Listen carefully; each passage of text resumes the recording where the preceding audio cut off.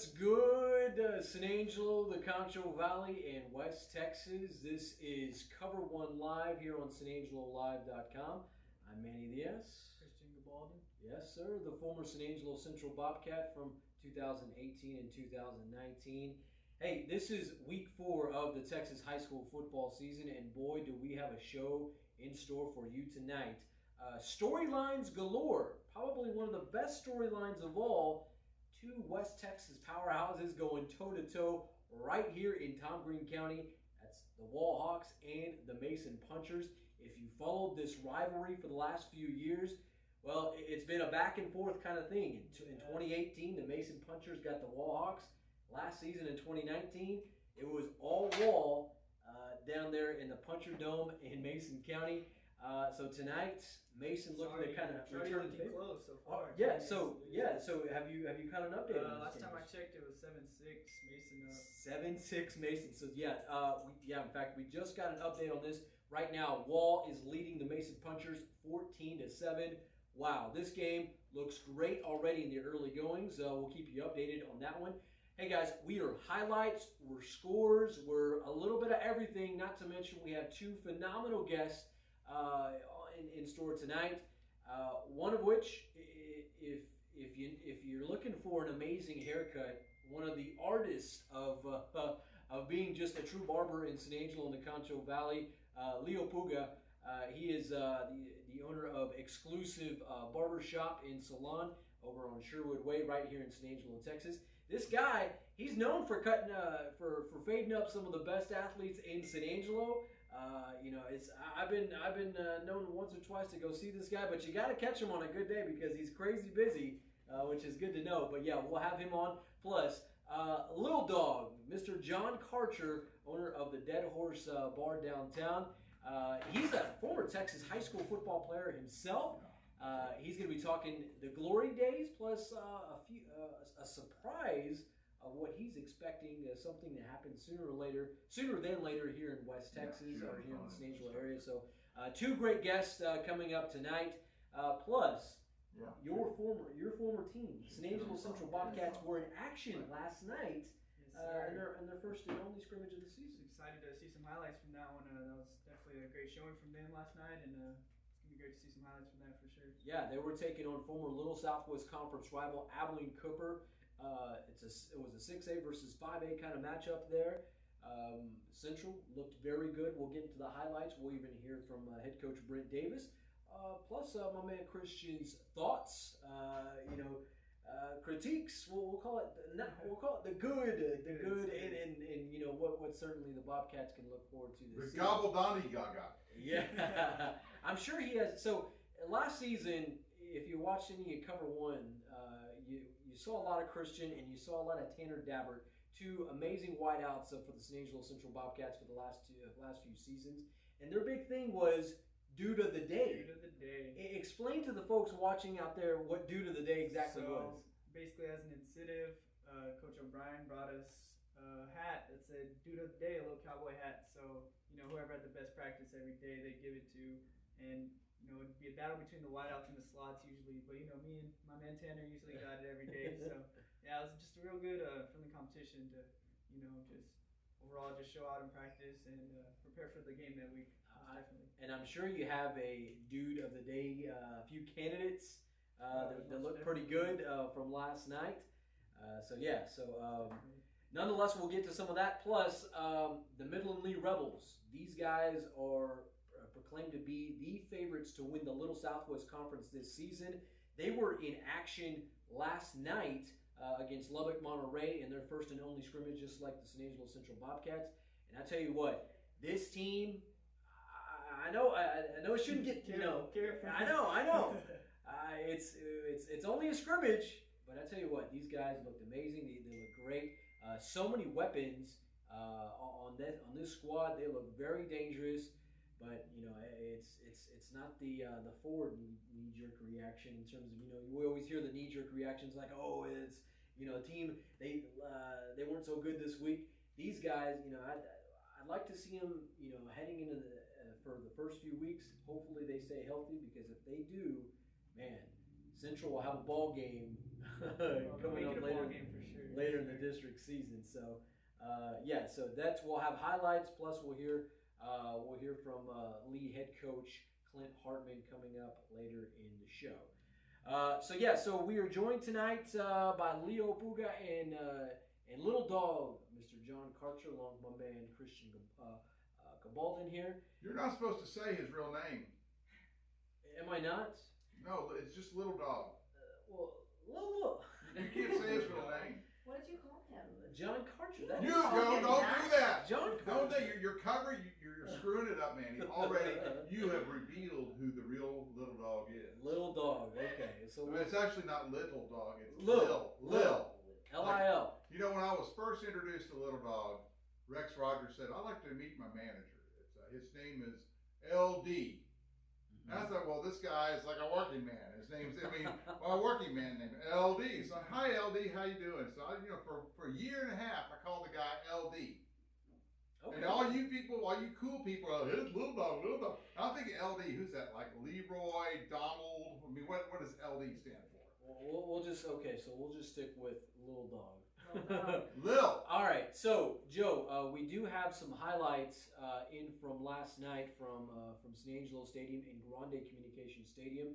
If you, I know we should probably get to those here in just a bit. You want some Cooper versus Central? Yes. Is that what you're looking for? Cooper versus Central, and then eventually we're going to get to some Midland Lee and Lubbock Monterey.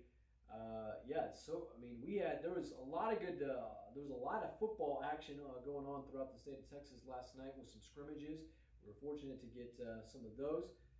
In fact, we're efforting that right now. So another big game that's going on tonight.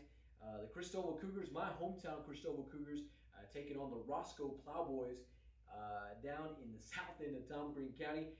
And for the folks from my generation, early 2000s, so if you're in middle school, high school between 2000 2004, you know a little bit about what's going on with Roscoe and Cristobal. They would always meet in the first round, opening round of the Texas high school football playoffs. Roscoe always dump trucked us. It was bad. But it looks like my hometown Cougs, they're actually returning the favor tonight, avenging the years of 2001, 2002. So the Cougars right now leading the Plowboys 36-6 at the break. We have boots on the ground there as well, so we will effort some highlights from that tonight. Christian, we're about to get to this central highlight, if you will. Joe, we have the tape. Let's roll it, baby. Are you ready? Yes, sir. Film in the morning. Ready. I'm proud of you. Great job. Here we go. Let's go!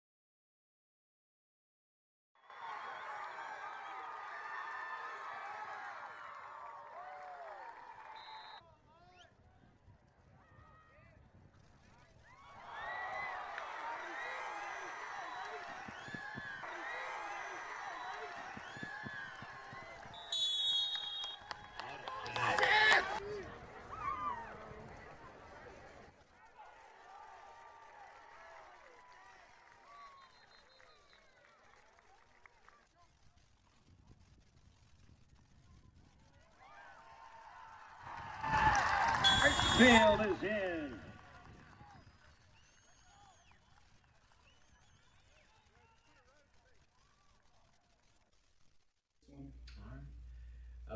So we'll hear from Coach Davis in a bit. Joe, that will be the next piece of video that we go to with that. So before we have... Hey, there was no sound. When you guys were talking about what's going on, why don't you tell them what they saw? Oh, oh my God. I'm sorry.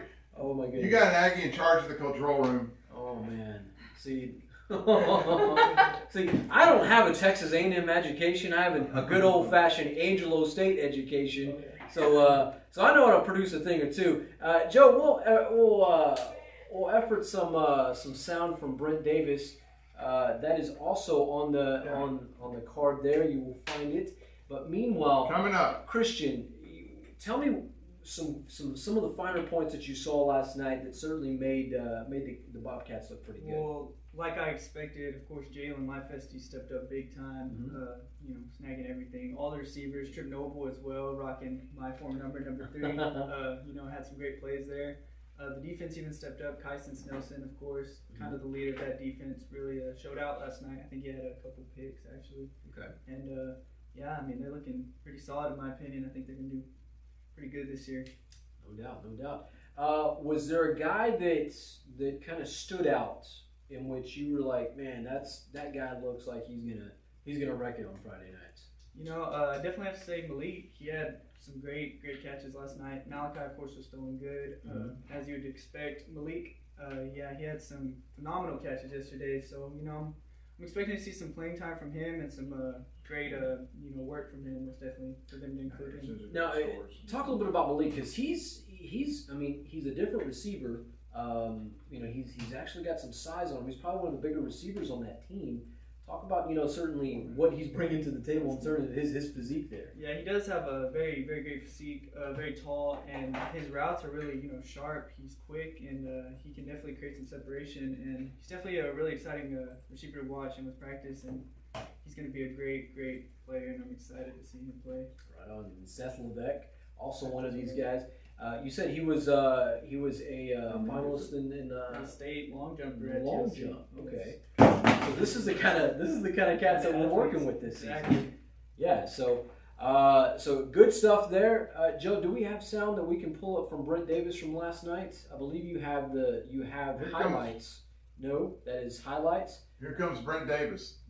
Okay. Okay. He's the coach of San Angelo Central. That's right. We don't want the guy from Rankin. We're very familiar with who Brent Davis is around. First question is, overall, how'd you think y'all look tonight?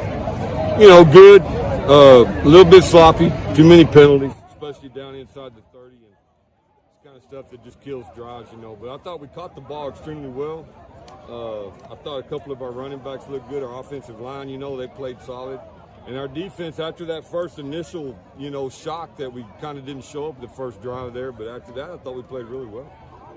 What do you feel like you need the most work on heading into next week, Coach? Just discipline, cutting out our stupid penalties. Pre-snap penalties are stupid. I can put up with physical penalties. I can put up with hustle penalties. Can't put up with pre-snap penalties, and we got to fix that. That's our biggest problem right now. What about the crowd that showed out tonight? I know it's a little limited, but what do you think about the crowd out there? I think it's great. I mean, I thought it was a nice crowd, and for a scrimmage especially, and we're excited. I know everyone's excited just to be able to come out and play football, Yeah, y'all's first look against actual people. How do y'all think y'all fared compared to just against yourselves? A lot better. I mean, it's always a lot more fun to get out and play somebody else, and it's been since last November since we've actually been in a physical contest because we didn't have any spring training. So I'm proud of where we're at considering it's been that long. What do you think about the job you did against their running game tonight? I thought our defense played really good. We obviously, we got some things we got to get better on. We had some breakdowns in our coverage, but we know what they are, and we're going to get them fixed. But the run defense was pretty solid, except for the quarterback stuff, and that's something we didn't plan on this week. We didn't plan on their quarterback running, so we weren't prepared for that. But we'll get that fixed. Like you told me recently, you got a lot of depth at running back, and it's showed out there. Yeah, we do. We got two big old guys that are pretty good, and Odell's a good scat back, and Petty ran good tonight. He's a senior that he's had a good camp, and he deserves some reps, and he looked good. And Myfesty kind of led the way for the Myfesty ran really good on the catching the ball, running after the catch, and I thought Malik Haywood had a nice scrimmage, and all of our receivers really, they all caught the ball extremely well. Got the balls over the middle. I thought, that's a tough catch for anybody. I thought we did that extremely well. I noticed before the live scrimmage started, you had a conversation with number 24 about just running a little harder, and then the next play he broke that big one. Just kind of go through that conversation. Well, and how I mean, that went. it's just one of our inside zone plays, and you've got to hit the thing full speed. And the first time I saw him doing it, he wasn't doing it. He was kind of creeping up in there, and then we had a conversation. So he you know, next play he goes out there, he hit it right, and he'll get better. He just needs a lot of reps. All right, head coach Brent Davis of the San Angelo Central Bobcats. Interesting mask. It's a new look for BD. What about that mask? Did y'all see that mask? Yeah, we saw the mask. It's very blue. It's something that we all have to deal with. Hey, if we want high school football, we got to have a mask. I got a point of work. What do you got, Joe? Brent Davis is wearing a gator. It's easy. It has functionality. You know what? I read somewhere on the internet, and I do have a Facebook MD. I got some medical doctor from Facebook, so I know things. Okay. Gator mask actually helps spread COVID. Well, okay, so that's well, we're gonna try to stay COVID free tonight. You know, actually, by mentioning COVID, we're probably gonna get flagged by Facebook. Okay, so we'll know what we do. We want to keep the audience audience tonight. COVID, the disease. We're talking about COVID COVID by it. COVID community. COVID, yes, nothing to do with the disease. Okay. But he is wearing a gator. Brent Davis certainly reacting to last night's scrimmage. I'm sure, you know, and I do have to agree with him in this, because penalties that come before the snap versus penalties that come during an actual play, they've got to just, they anger him. Just ring you to death. Oh, with yes, that. yes. They had a couple offsides and false starts, but you know, it's anything with a first scrimmage. It's what they're for. So, but those definitely do not make him happy. Him or Coach Crane. I'm sure they're doing up downs today or something. Can you, if you could put a PG version of maybe what that talk was like this morning or certainly this afternoon. I'm sure they heard it in the turf room. Just get down and start doing some up downs. I'm sure they had a few, probably 5 per penalty, which is probably a few. Yeah, no, certainly. So. Right now, so we just had a update from the Wall Mason showdown. Right now, the Hawks are leading the Punchers 22-7 in that one in the east end of Tom Green County. We will be efforting some highlights from that one. Also tonight, our first hour of coverage presented by Little Caesars of San Angelo. Little Caesars Pizza for your hot and ready needs. They're ready to go. Absolutely. All right, before we get to some scores tonight, we will look to get to some Midland Lee highlights. This team, I tell you what, looked very good. Looked very good last night. This is a team that's picked to win the Little Southwest Conference in District 26A, 36A right now. 26A. They switch this up every now and then. So. Nonetheless, so the Rebels hosting Lubbock Monterey at Grande Communications Stadium. Janessa, hey, if you would like to go assist Joe with that, and Joe, if you'd like to kind of get us going with some Midland Lee highlights. Yeah, you want to get us going with what? With Midland Lee from last night.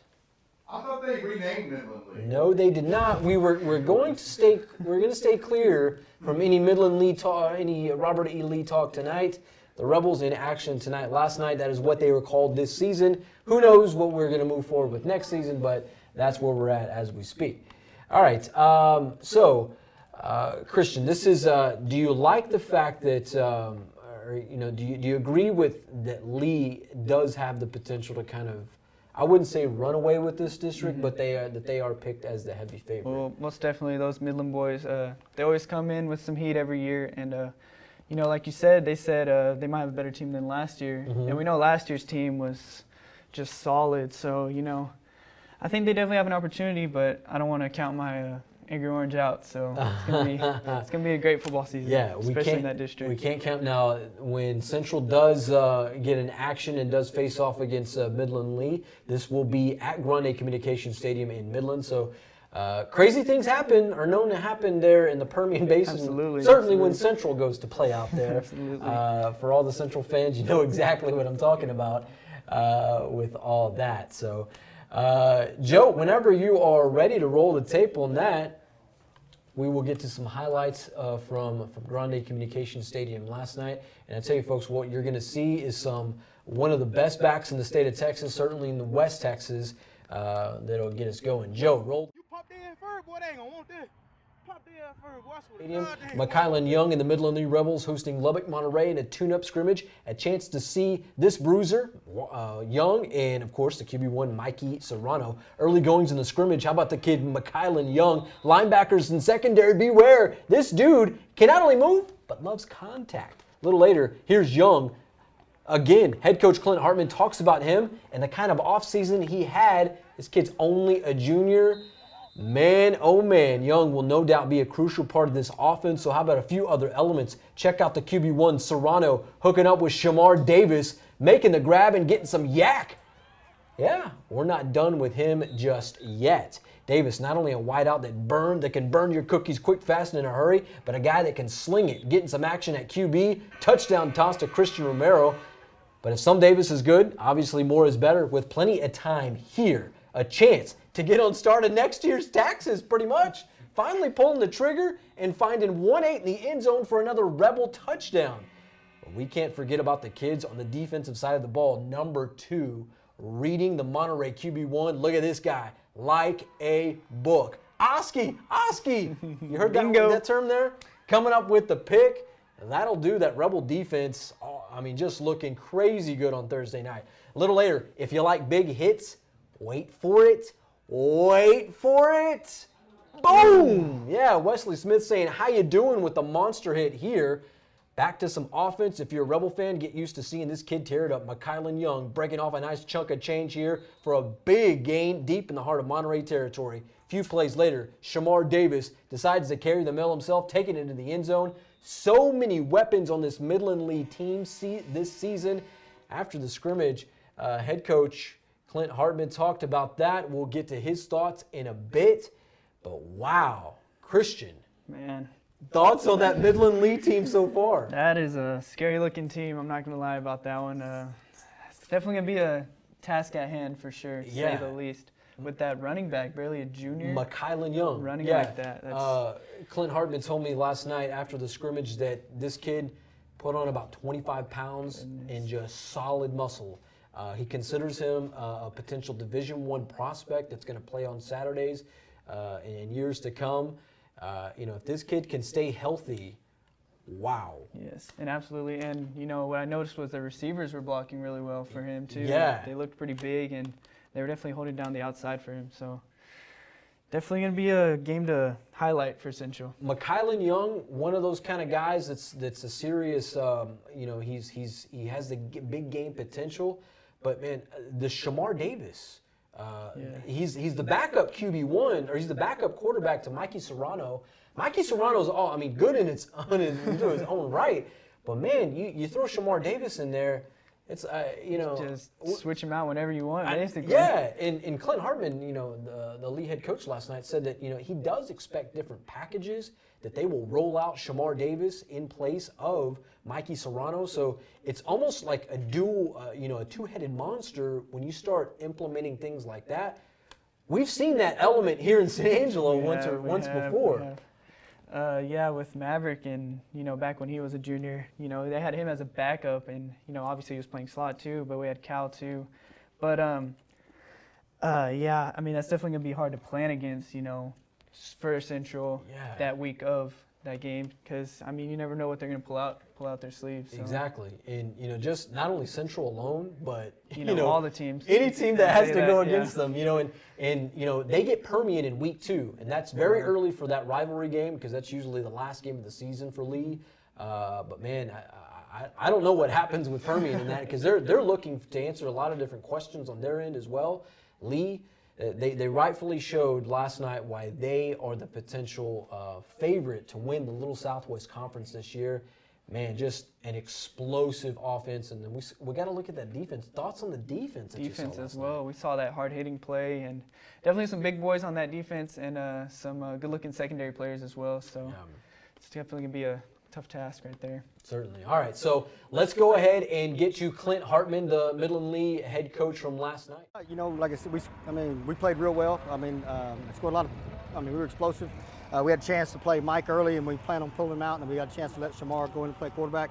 I've always said he could start for anybody in the district if Mike wasn't here, and so they're a great tandem.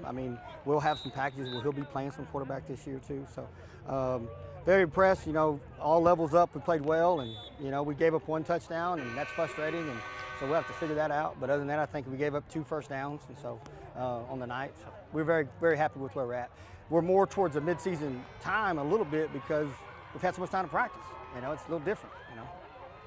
22. Talk about your running back tonight, man. This guy put on a show tonight. McConnell Young's a special young man. You know, he played on the varsity, had about 800 yards as a sophomore last year. This year, during out all the COVID stuff, you know, he was sending me videos, working out every day. I think he's a future Division I. I think he's Division I running back. He's got the gear that you need. He's put on about 25 pounds since last year. So we're very happy and proud to have McConnell Young on our football team. And not only is he a good football player, he's a great kid. How are you guys feeling heading into the season openers? You know, now that this scrimmage is over. Like we said, we'll get watch tape, and we told the kids, biggest room in the world is room for improvement. So we'll see in the morning, and we'll get those little mistakes fixed and get guys moved around where they have to be moved around. And but we got to be a little crisper on, you know, field goals and things like that. So we're not where we want to be, but we're extremely happy that we came out healthy and we played well tonight.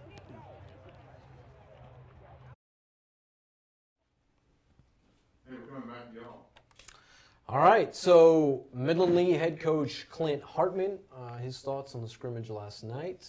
Very good outing for the Lee Rebels, to say the least. So, hey, if we do have a guest here tonight. This is the one and only Leo Puga, the owner-operator, one of the best barbers in all of San Angelo. You can find him at Exclusive Barbershop in Salon there on Sherwood Way. Leo, it's a pleasure having you on the program tonight. Likewise. I think it's a pleasure to be here. It's an honor. It's an honor to be here. Yeah. So, Leo, I saw that. I mean, and I've seen over the years since you've been in business, man. I mean, you cut great hair, but you also fade up some of the best athletes here in town. And I see that you faded up a Lakeview Chief here this week. Yes, sir. Albert Rodriguez, the quarterback for Lakeview High School. Awesome kid, man. Always motivated and excited to come and see me, and likewise to him as well. He's a great kid overall. I love Albert, man. He's always excited to share his experiences as well. So yeah, I always look forward to seeing them. Also, I do cut Tristan Franklin, wide receiver for the Lakeview Chiefs. That's my man. Brian Garive. Okay. Who else? And Austin Bandy, I believe. Yeah, he's a Lakeview Chief. Lakeview Chief, yeah. You're just hooking up all the Chiefs on the north side there. Gotta get them right before their games. Get them right. Yes, sir. Yes, sir. Yeah. So Leo, are you? You're a Texas guy. I'm assuming you're a football fan. Oh yeah. You got to be a football fan. Yes, for sure. I'm a Cowboys fan. All right, I'm a Cowboys fan. Now they took a few lumps on Sunday night there in Southern California. That call. Yeah. I can't believe they, I can't Of course you would say that. I mean, I hate to say that. Receiver. You side with that call. Yeah. Yeah. So, I imagine? So, since you cut some of cut hair for these guys, do you follow them on Friday nights? Are there other teams that you like to check in on Friday? I also like to watch the Central Bobcats, of course. Can't leave them out. I like to keep up with our local high school teams. But other than that, I just pretty much keep up with the Cowboys and the Lakeview and the Central Bobcats. Yeah. That's pretty much it right there, man. Big three. Yeah, the big three. Yeah, the big three of Texas. Yeah. There you go. Lakeview in action tonight. They're looking to kind of right the ship. They're out in Snyder tonight. It's kind of a traditional rivalry that they've. I mean, this goes back to the 90s, 80s. Right. I mean, you go back to yesteryear of all that. They got the win against the Tigers last year here at San Angelo Stadium. Looking to kind of keep that thing going tonight. Did you share some words with the Lakeview QB1 heading into tonight's game? I had to drop some gold nuggets on them. I had to. I always tell them just to stay focused and to just stay calm. Just stay calm during the storm. You know what I mean? There's going to be times where certain plays or certain calls or whatever are going to kind of tend to take you out of your element. But I always tell them just stay focused and just continue making great play calls and just keep everybody motivated. Keep everybody motivated. One thing I love about about Albert is he keeps it real and he almost has like a blast from the past kind of look. And he's certainly working with a little business in front and a party in the back. Yeah, he has the West. We actually nicknamed it the West Texas Waterfall. It's the mullet. Yeah, he has the mullet. So, and he loves that haircut. I always suggest other haircuts, but he's like, nah, this is me. This is Albert Rodriguez. So I don't. Yeah, he doesn't want to hear that. If you have a chance, you can go on the exclusive Facebook page and you can get a good look at Albert's haircut. I mean, this thing is as real as a mullet gets. How do you get to an exclusive Facebook page? No. If you go to the Facebook page of Exclusive, that is his barbershop, the exclusive So Facebook. go to the exclusive barbershop Facebook page. Yes. Yes, sir. Yes.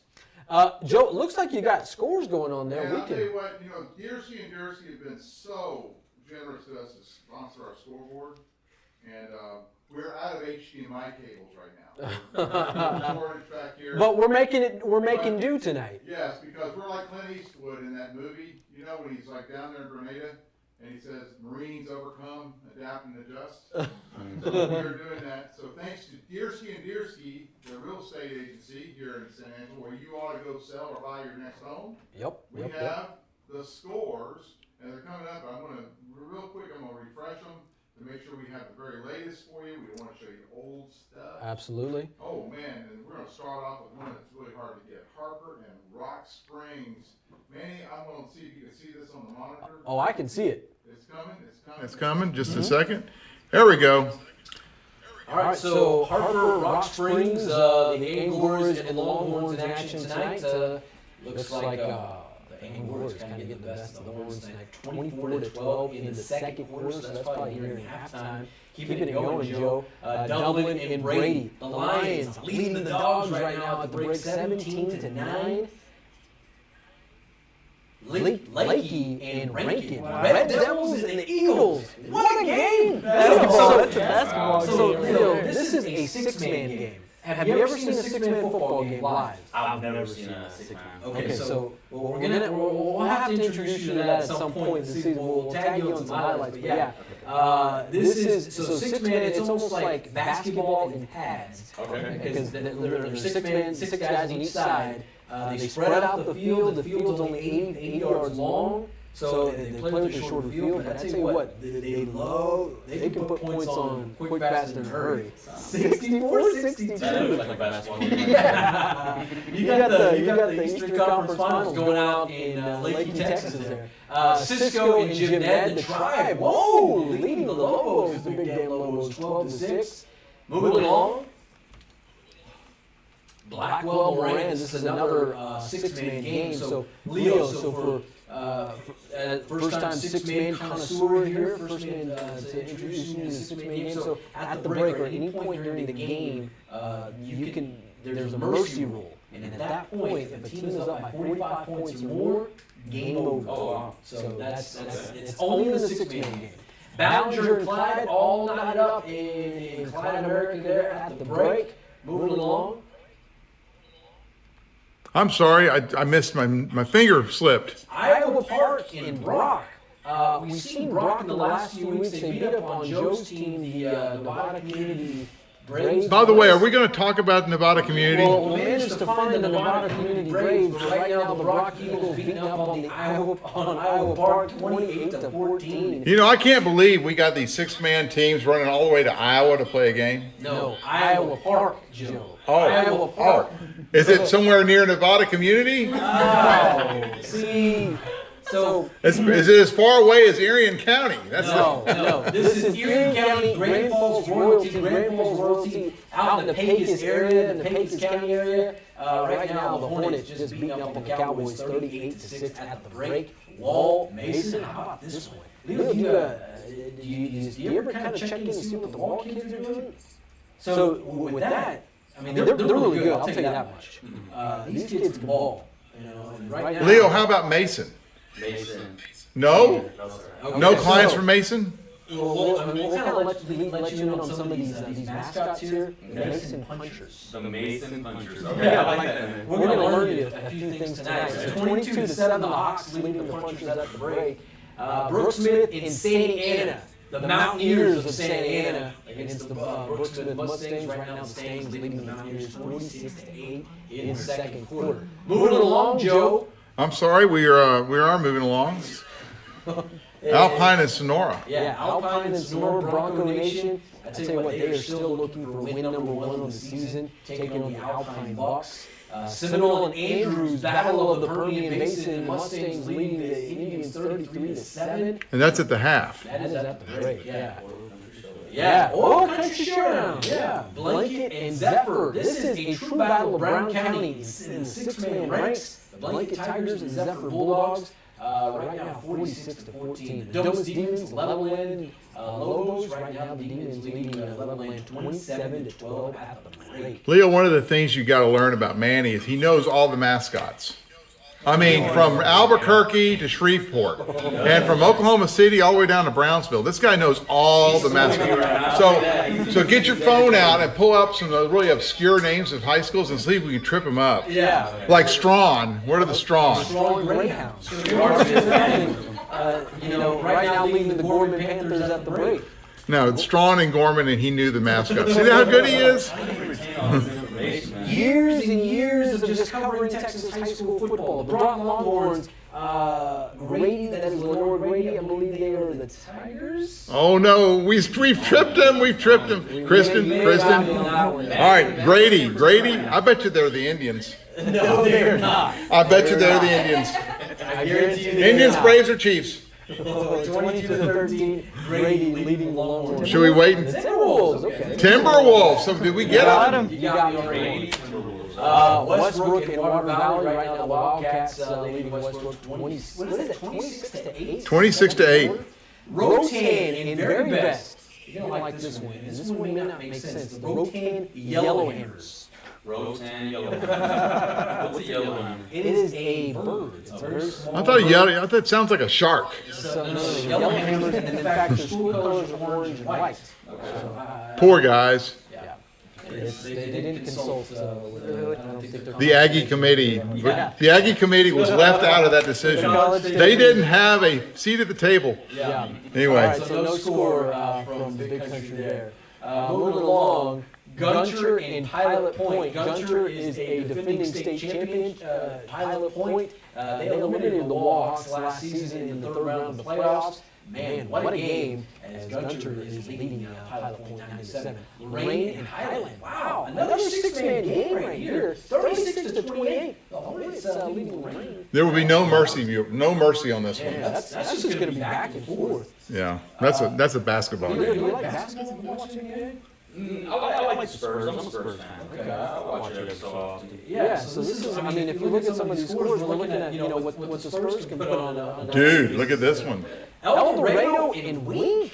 Wink is state ranked in Class 2A. John Long's El Dorado Eagles right now tied with a very good Wink team.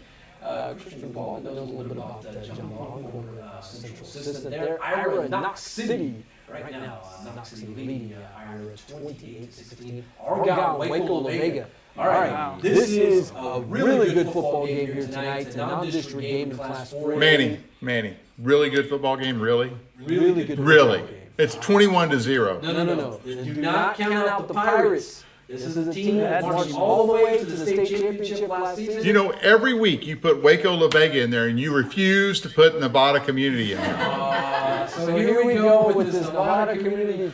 And now we have this Iowa team, I'm just... Iowa Park, Joe. Iowa Park, yeah. 21-0, Argyle leading Waco La Vega. Keep it going. All right, Hurley and Robert Lee. Yikes, the Cardinals just having their way with the Steers tonight. Crane Kermit's 20-8. Kermit's the Frogs, right? They're not the Frogs. Kermit's not the Frogs. Then why is he Kermit the Frog? They are the Yellow Jackets, Joe. You can't be a Kermit Yellow Jacket. It's Frog. They are. Leo, wouldn't you say if you went to Kermit High School, you'd want to be a frog? Yeah. I mean, a green, adorable frog. Talks like this. Okay, so Nevada Community, Joe, I'm sorry to just... You think Nevada Community, they're not playing? That's what we just heard? I'm sorry to burst your bubble, rain on your parade, if you will. They're not... You know, I think we need to have a moment of silence. And what my concern is that everyone in Nevada Community got the COVID. No. Why would you say that. But they had 2 weeks in a row. My team hasn't played. Let's keep it going. I think they got the COVID. Boo! Garden City, Eden. Wow, 26-22. The Bearcats leading the Bulldogs heading into the break. Moving along, Joe, Bernie, Brownwood. Man, Brownwood. Yeah. They can't win. Well, they beat China's. No.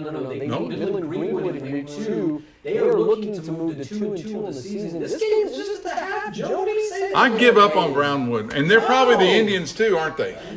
Lions. The Lions. Oh, Christian knew. It's starting to rub off. Leo, before you leave tonight, you're going to know all these teams. Yeah. I'm listening right now. All right, so Looters of Vaca and Aspermont. This is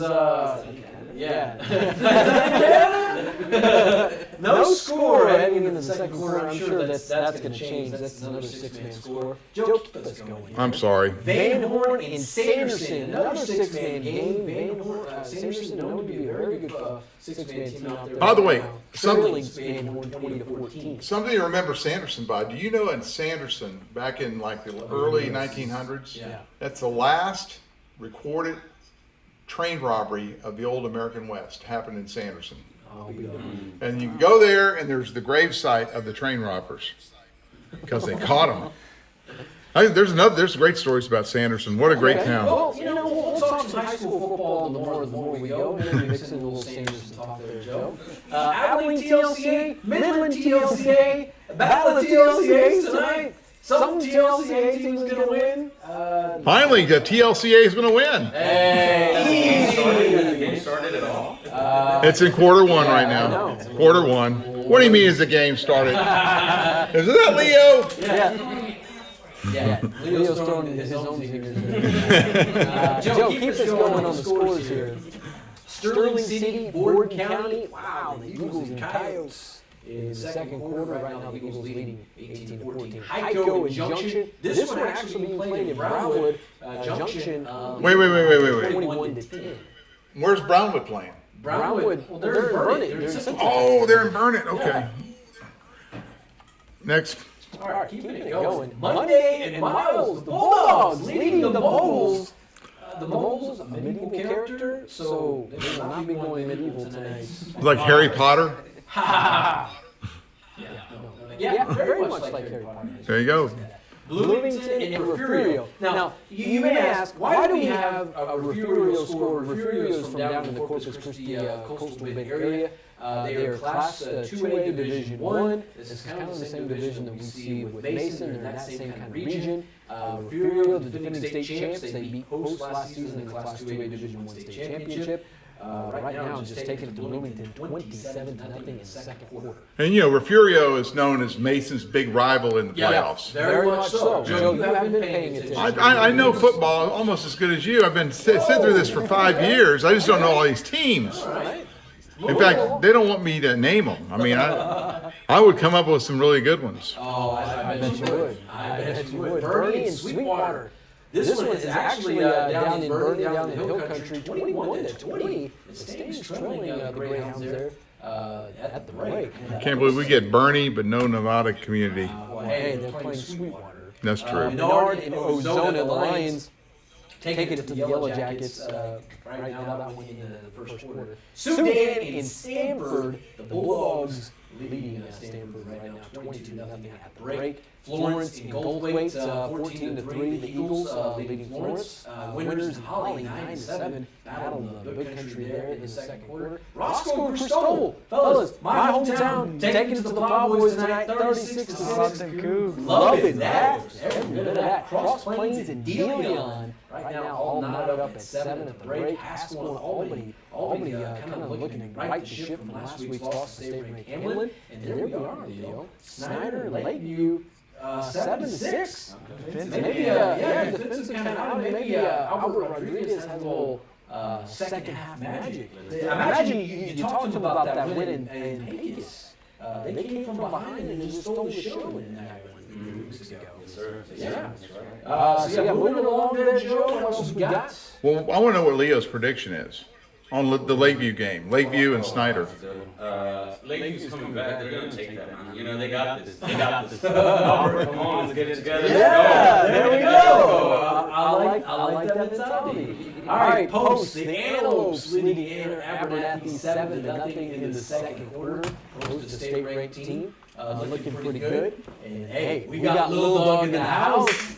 Little Dog. What does Little Dog have to do with it? A little bit. Huh? The champ is here. The champ is here. Colorado City, Kahoma, 14-0. Kahoma leading Colorado City. All right, more scores to pass along to courtesy of Deersky and Deersky Realtors, Hamlin and Anson. The Pied Pipers. The Pied Pipers. How interesting a mascot is that, Leo? You ever heard of that one? I've never heard of that. How would you like to be the Fighting Pied Pipers? No, when they refer to that, it's the Fighting Pipers. They're the piper, but they're not a pied when they're fighting. I guess not. No fighting Pied Pipers. Yeah. So say that 4 times. Leading Anson Tigers in the second quarter. Lano and San Saba. Woo, man, San Saba leading. Battle of 3-0 right there. I know. So, hey, interesting tidbit about San Saba. Their football field is actually on an old graveyard. Oh, really? Yeah. In fact, they refer to their football stadium as the graveyard. Allegedly, that they removed all the bodies out in the 1930s.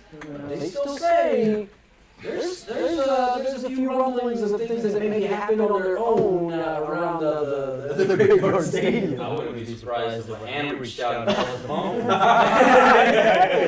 Yeah, you gotta wonder what that's like there. Yeah, Are we going to move beyond the graveyard now? Or whistle past the graveyard? Whistling past the graveyard, Joe, a la our Texas Republican German out west. Merkel in early, the Longhorns leading the Badgers 16-0. I'm coming. I'm coming. Great Creek in Coleman, no score. Great Creek, I tell you, they're a team. They're close to getting some dubs. They fell last week against my Cristobal Cougars, so I don't know what's going to. Hopefully, they can pull it all together. Groover in Wellington, the Skyrockets leading Groover 30-6 there. Brownfield, Big Spring, all lined up. It's Battle of the Permian Basin in Lubbock. There, Breckenridge, Eastland, no score. It was canceled. COVID. I think, you know what? This might be the end of our score. I'm assuming that because we're on the canceled games. That's what we'll say that.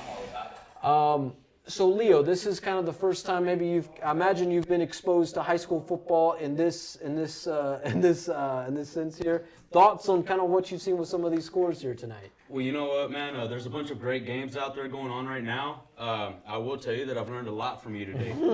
Man, you know everything there is to high school football, Manny. It's been, it's a lot of years just covering the game. I started, this is 11th season of covering Texas high school football, so it's been a lot of fun. It's almost, but I say the same thing whenever you're cutting hair because I see what you do, and it's like, oh my goodness. There's no way I'd be able to work that kind of magic, and somebody would pay me to go away. It's passion. It's definitely passion. Just like these young ones, man, that are playing football every week. It's the passion that keeps them going. It's that drive, that motivation, man. So yeah, most definitely.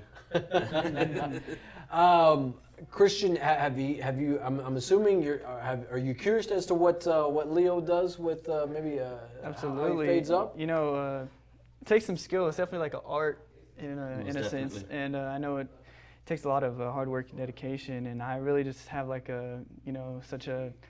I'm inspired by him in a way. It's a lot of work, and I'm sure there's some hard clients that are always moving or some work on kids. Yes. It's a challenge, especially with kids. Oh man, it's a challenge. But you know what? Kids do make you better because when you finally get to somebody that's still, you're able to execute a great haircut and focus Absolutely. on it. Yeah. So there we go. So, Christian, I know you probably have your own barber, but Mm-hmm. I'd suggest at least try this guy out once. Yeah, I don't know. It's hard to cheat on a barber. I know I understand. He knows. Yeah, you can't cheat on your barber there. So I got some loyal clients, man, that'll wait up to a month. They won't even get a haircut. They won't go anywhere else. And I'll suggest it. I'll be like, look, I can't get you in, but there is this other spot. Go check them out. But they're like, nah, man, I'll just wait for you, man. So yeah, there's a bunch of loyal clients out there. So I understand, Christian. I don't know if you know a Myra. Myra Rodriguez at Lone Star. Yes, sir, I do. I do know Myra. That's who my barber. Barber, right? Right. So, Leo, you're a huge Cowboys fan. Right. This week they have the Falcons. that's going to be another tough game. Predictions on what the Cowboys are going to do on Sunday? Man, I see us winning by at least 3 points. Oh, a field goal. Yeah, by a field goal, man. It's going to be another toughie. Yeah. It's going to be another toughie. Hopefully we don't play against the refs this time. So, yeah. So. Hey, and it's at AT&T Stadium. So yeah, and they're going to have fans. True, they're going to have fans in the stadium there. Okay. And I did see it was came on the Bleacher Report from the app. Sean Lee is out for the next few weeks. Van Der Esch too. Yeah, and Van Der Esch. Van Der Esch as well. So the Cowboys, they just can't defensively from that position. They just can't catch a break. You know? Yeah, it's a domino effect, isn't it? Those are the best ones. Yeah, so that's the Cowboys playing the Atlanta Falcons at AT&T Stadium on Sunday. I'm sure it's a noon kickoff. I'm sure there will be plenty of eyes on that one there.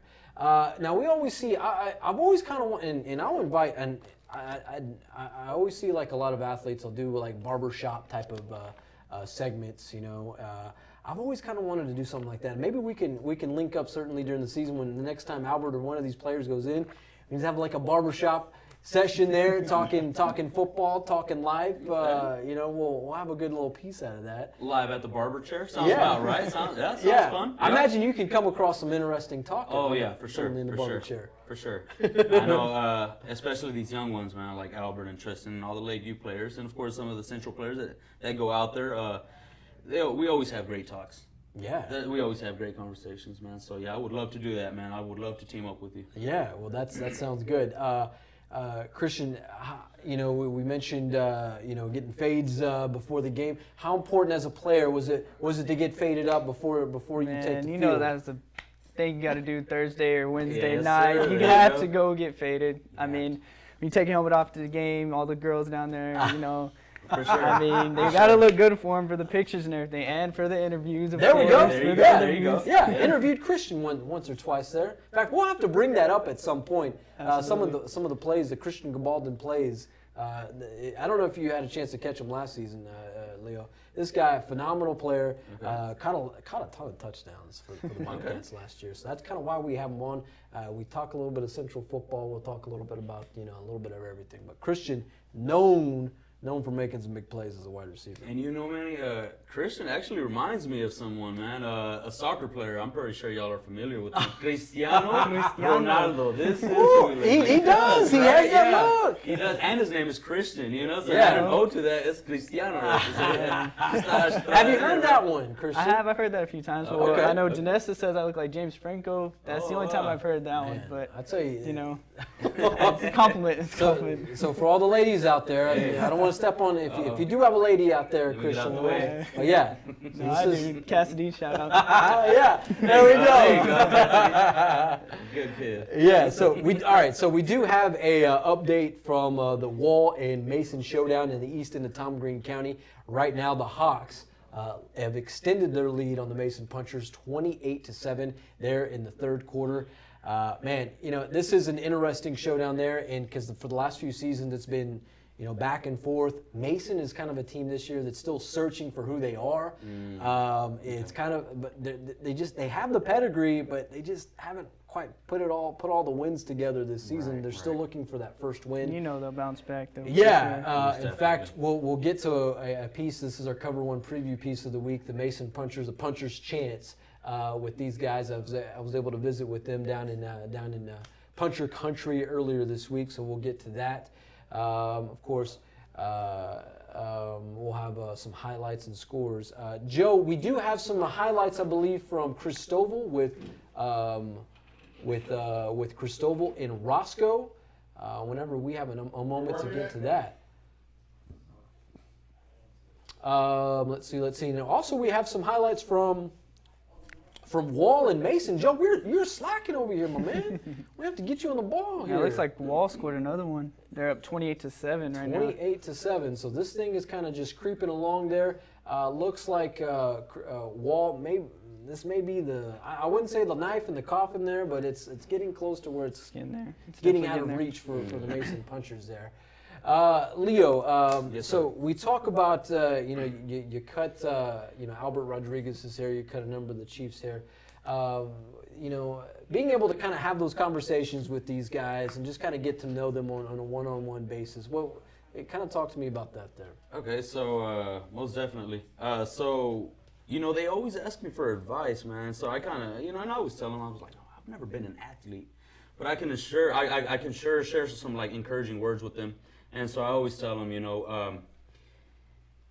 what the mind can see, we can achieve, right? Yeah. And so I always tell them to go out there with the winner mentality. Don't go out there thinking you're gonna lose. Don't go out there thinking none of these things. Just go out there thinking you're gonna win and remain humble. And these kids, man, they soak it up, man. They soak it up. These are great kids, man. They keep me going as well. But yeah, it's always fun. It's always fun talking to them. I can imagine, and those the kids from Lakeview. I mean, they're close to. I feel like they're year in and year out. They're getting closer to something much more. Right. Last season, it kind of just the wheel fell off from down the stretch. Right. But it's like, I mean, every year is something new, and I think that, sure. Head coach Hector Guevara is kind of onto something there. Yeah, and one thing, I mean, and also they always share. All these kids want to go onto the bigger platform. They all want to go to the NFL. You know what I mean? And I always ask them, so what does it take? And they have the answer. They have the answer, and they do say discipline. They do say, perseverance. Uh-huh. They have the right traits. They have the right traits to get them there. So, hey, you got to dream big, man. You got to think big. And that's the only way we'll get there, right? Definitely. So, Leo Puga joining us from Exclusive Barbershop and Salon on Sherwood Way. You guys are right across the street from Texas Bank. Correct. Now, I met you when you first opened your first shop. It's right in that same area. It's a little bitty shop. Mm-hmm. Now you guys are in something big. I mean, you dwarf the old shop. Yes, sir. Yes, sir. We went from 3 stylists to 11 stylists now in a year and a half. Thank God. And so we're actually looking for another location as well. And there's more people that want to join the team. And we push each other. We push each other every single day. Everybody's always hungry, and everybody's ready to just execute and give great haircuts. And I feel like people take notice in that, and they go out there and check us out, and they love the atmosphere, they love the energy and the vibe, and that's been something that's really helped us out at the shop. And I always enjoy. I've always enjoyed your story. I mean, you started that thing from nothing and from scratch, and I mean, here you are. You're building your own empire here in San Angelo, and that's from man to man, Latino to Latino. I mean, that's always a great thing to see with all that. Right. And honestly, sometimes we have to lose our soul to find ourselves, man. That was my situation. I don't want to say that was for everybody, but that's definitely where I found myself, and that's where I grew. So it's been awesome. It's been an awesome roller coaster, and I've met great people like you, Manny. Yeah.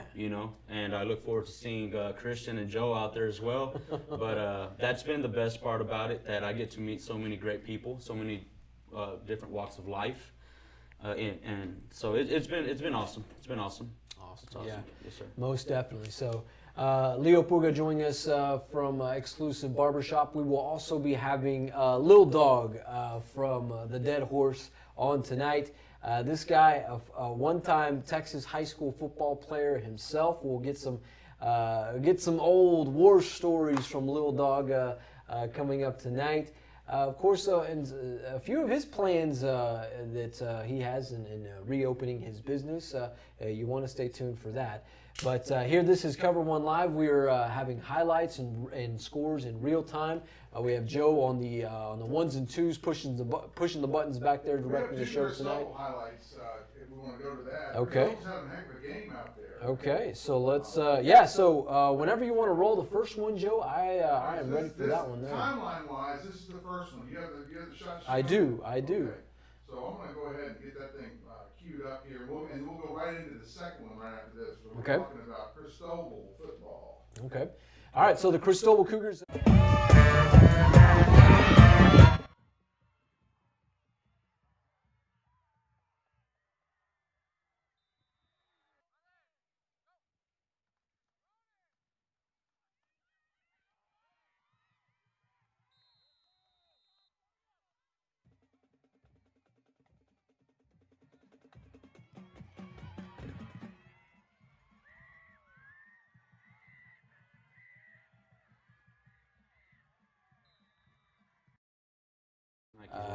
fired. Yeah. So Braden Wilcox, this kid's been starting since he's a freshman. Wow. You know, so that he's very familiar with Coach Casey Otho down there in the south end of Tom Green County. Phenomenal player.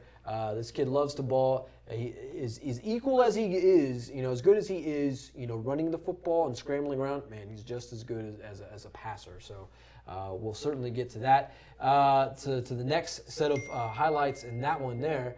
Then, Joe, we have a second set of highlights from this one coming up. We do. Just hang on. You know, obviously pulling these things in from the internet is really, really it's heavy lifting. My arms are tired. Yeah. Are you ready for the second one?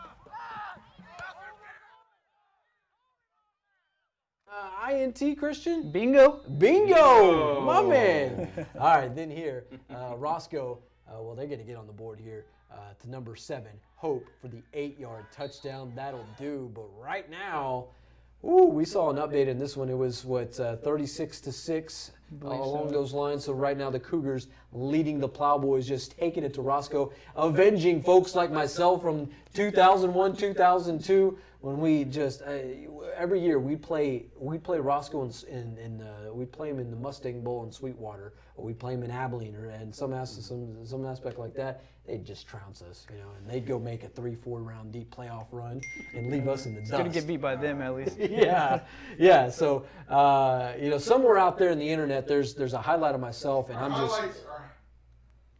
I'm sorry, Joe. You killed his fame. I know you killed him. I didn't mean to. I was going to say the highlights were brought to you by Angelo MRI this hour. Yes, thank you. Pick the ball up. Man. You got it, man. Angelo MRI. Angelo MRI, we appreciate you. Have you ever had an MRI, Leo? Leo? No, I've never had an Thank MRI. God. No.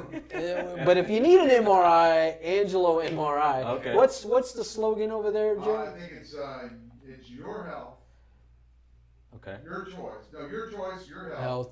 Your MRI.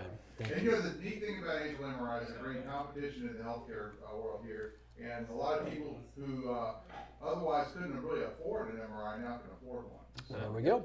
So Angelo MR, appreciate the highlights, the sponsorship on that, as well as Eggemeyer's General Store, best little general store in San Angelo in West Texas. Joe, whenever you have an opportunity, we can maybe cue up the Mason story, A Puncher's Chance, and that way we can kind of move the show along. Leo, man, thoughts from this Cristobal game? I mean, we saw a lot of cool things from that one. Man, I saw a bunch of guys' shoes on fire, man. They were running that place up and down, man. And all I saw was them scoring touchdowns. That's all I saw. Yeah. Christian, you played 6A football, you know, your entire career. Seeing some of these guys just tear up the scoreboard in the lower ranks like that, do you think they have the potential to maybe play in the 6A ranks there?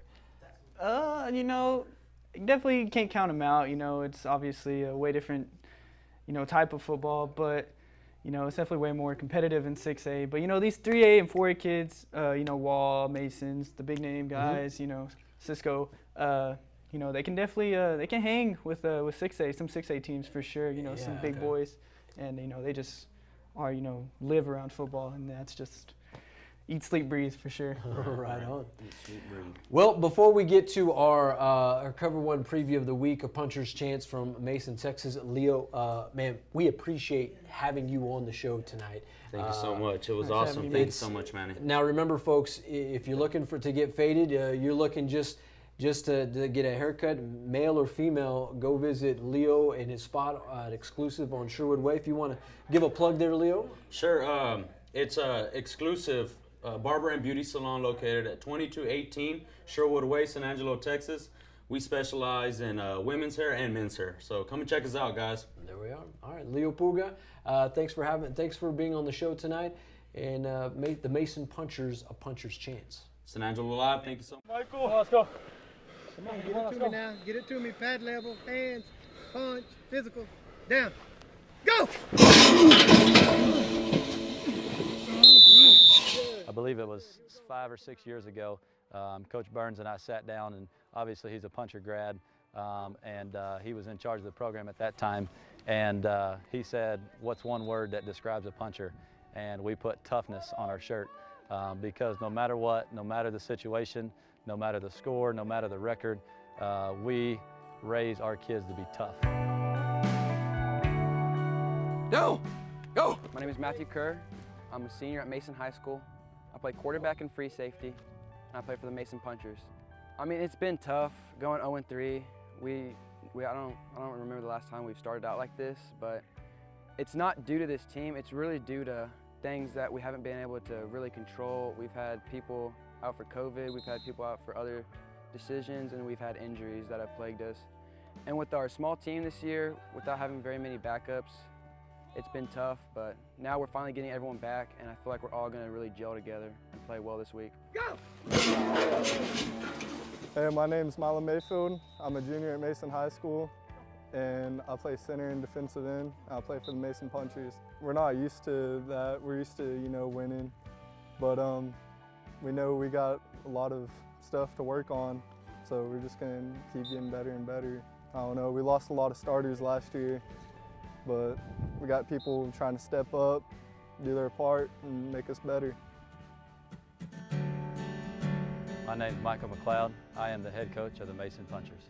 When I was in school in the early 2000s, we had that middle of the row, that underdog or middle of the row type of mentality there that we weren't, going to be the top dogs every time. And so, we kind of assumed that role, and we won some games that we weren't supposed to win.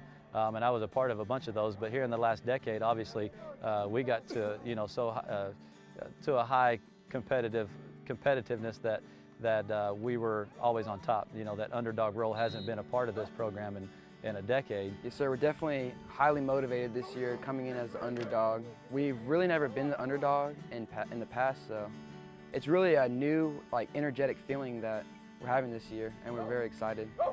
The kids, they've always got great heads on their shoulders. Our community backs all our coaching staff and our school and our athletic program. And so it's really a group effort and a community effort that I'm proud of. Obviously, it goes back to the whole tradition-rich quality of our programs.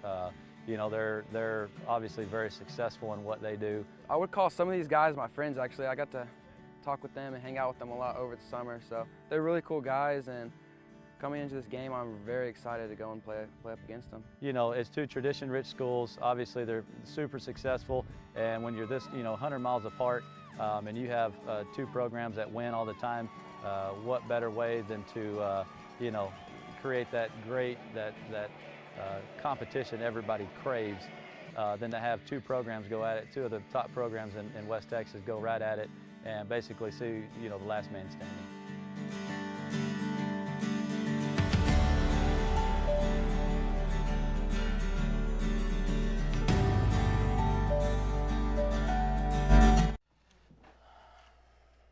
You're back.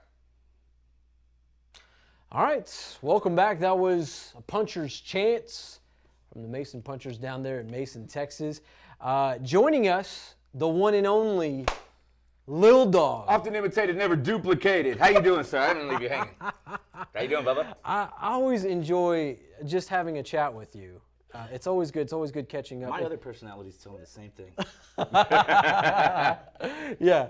And I think I slipped up. I actually said your real name earlier. I don't even know who that is. I don't know who that is. So if somebody ever says that name, you're probably like, you probably don't even answer that. Most of the time I really don't. And tell you the truth, for the longest time I was actually able to get away with it because on Facebook I always just had it under Lil Dog.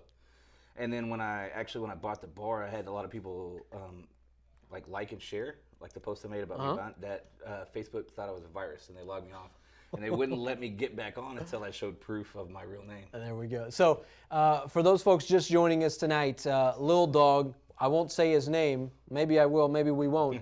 But he is the owner of the Dead Horse Bar in downtown San Angelo.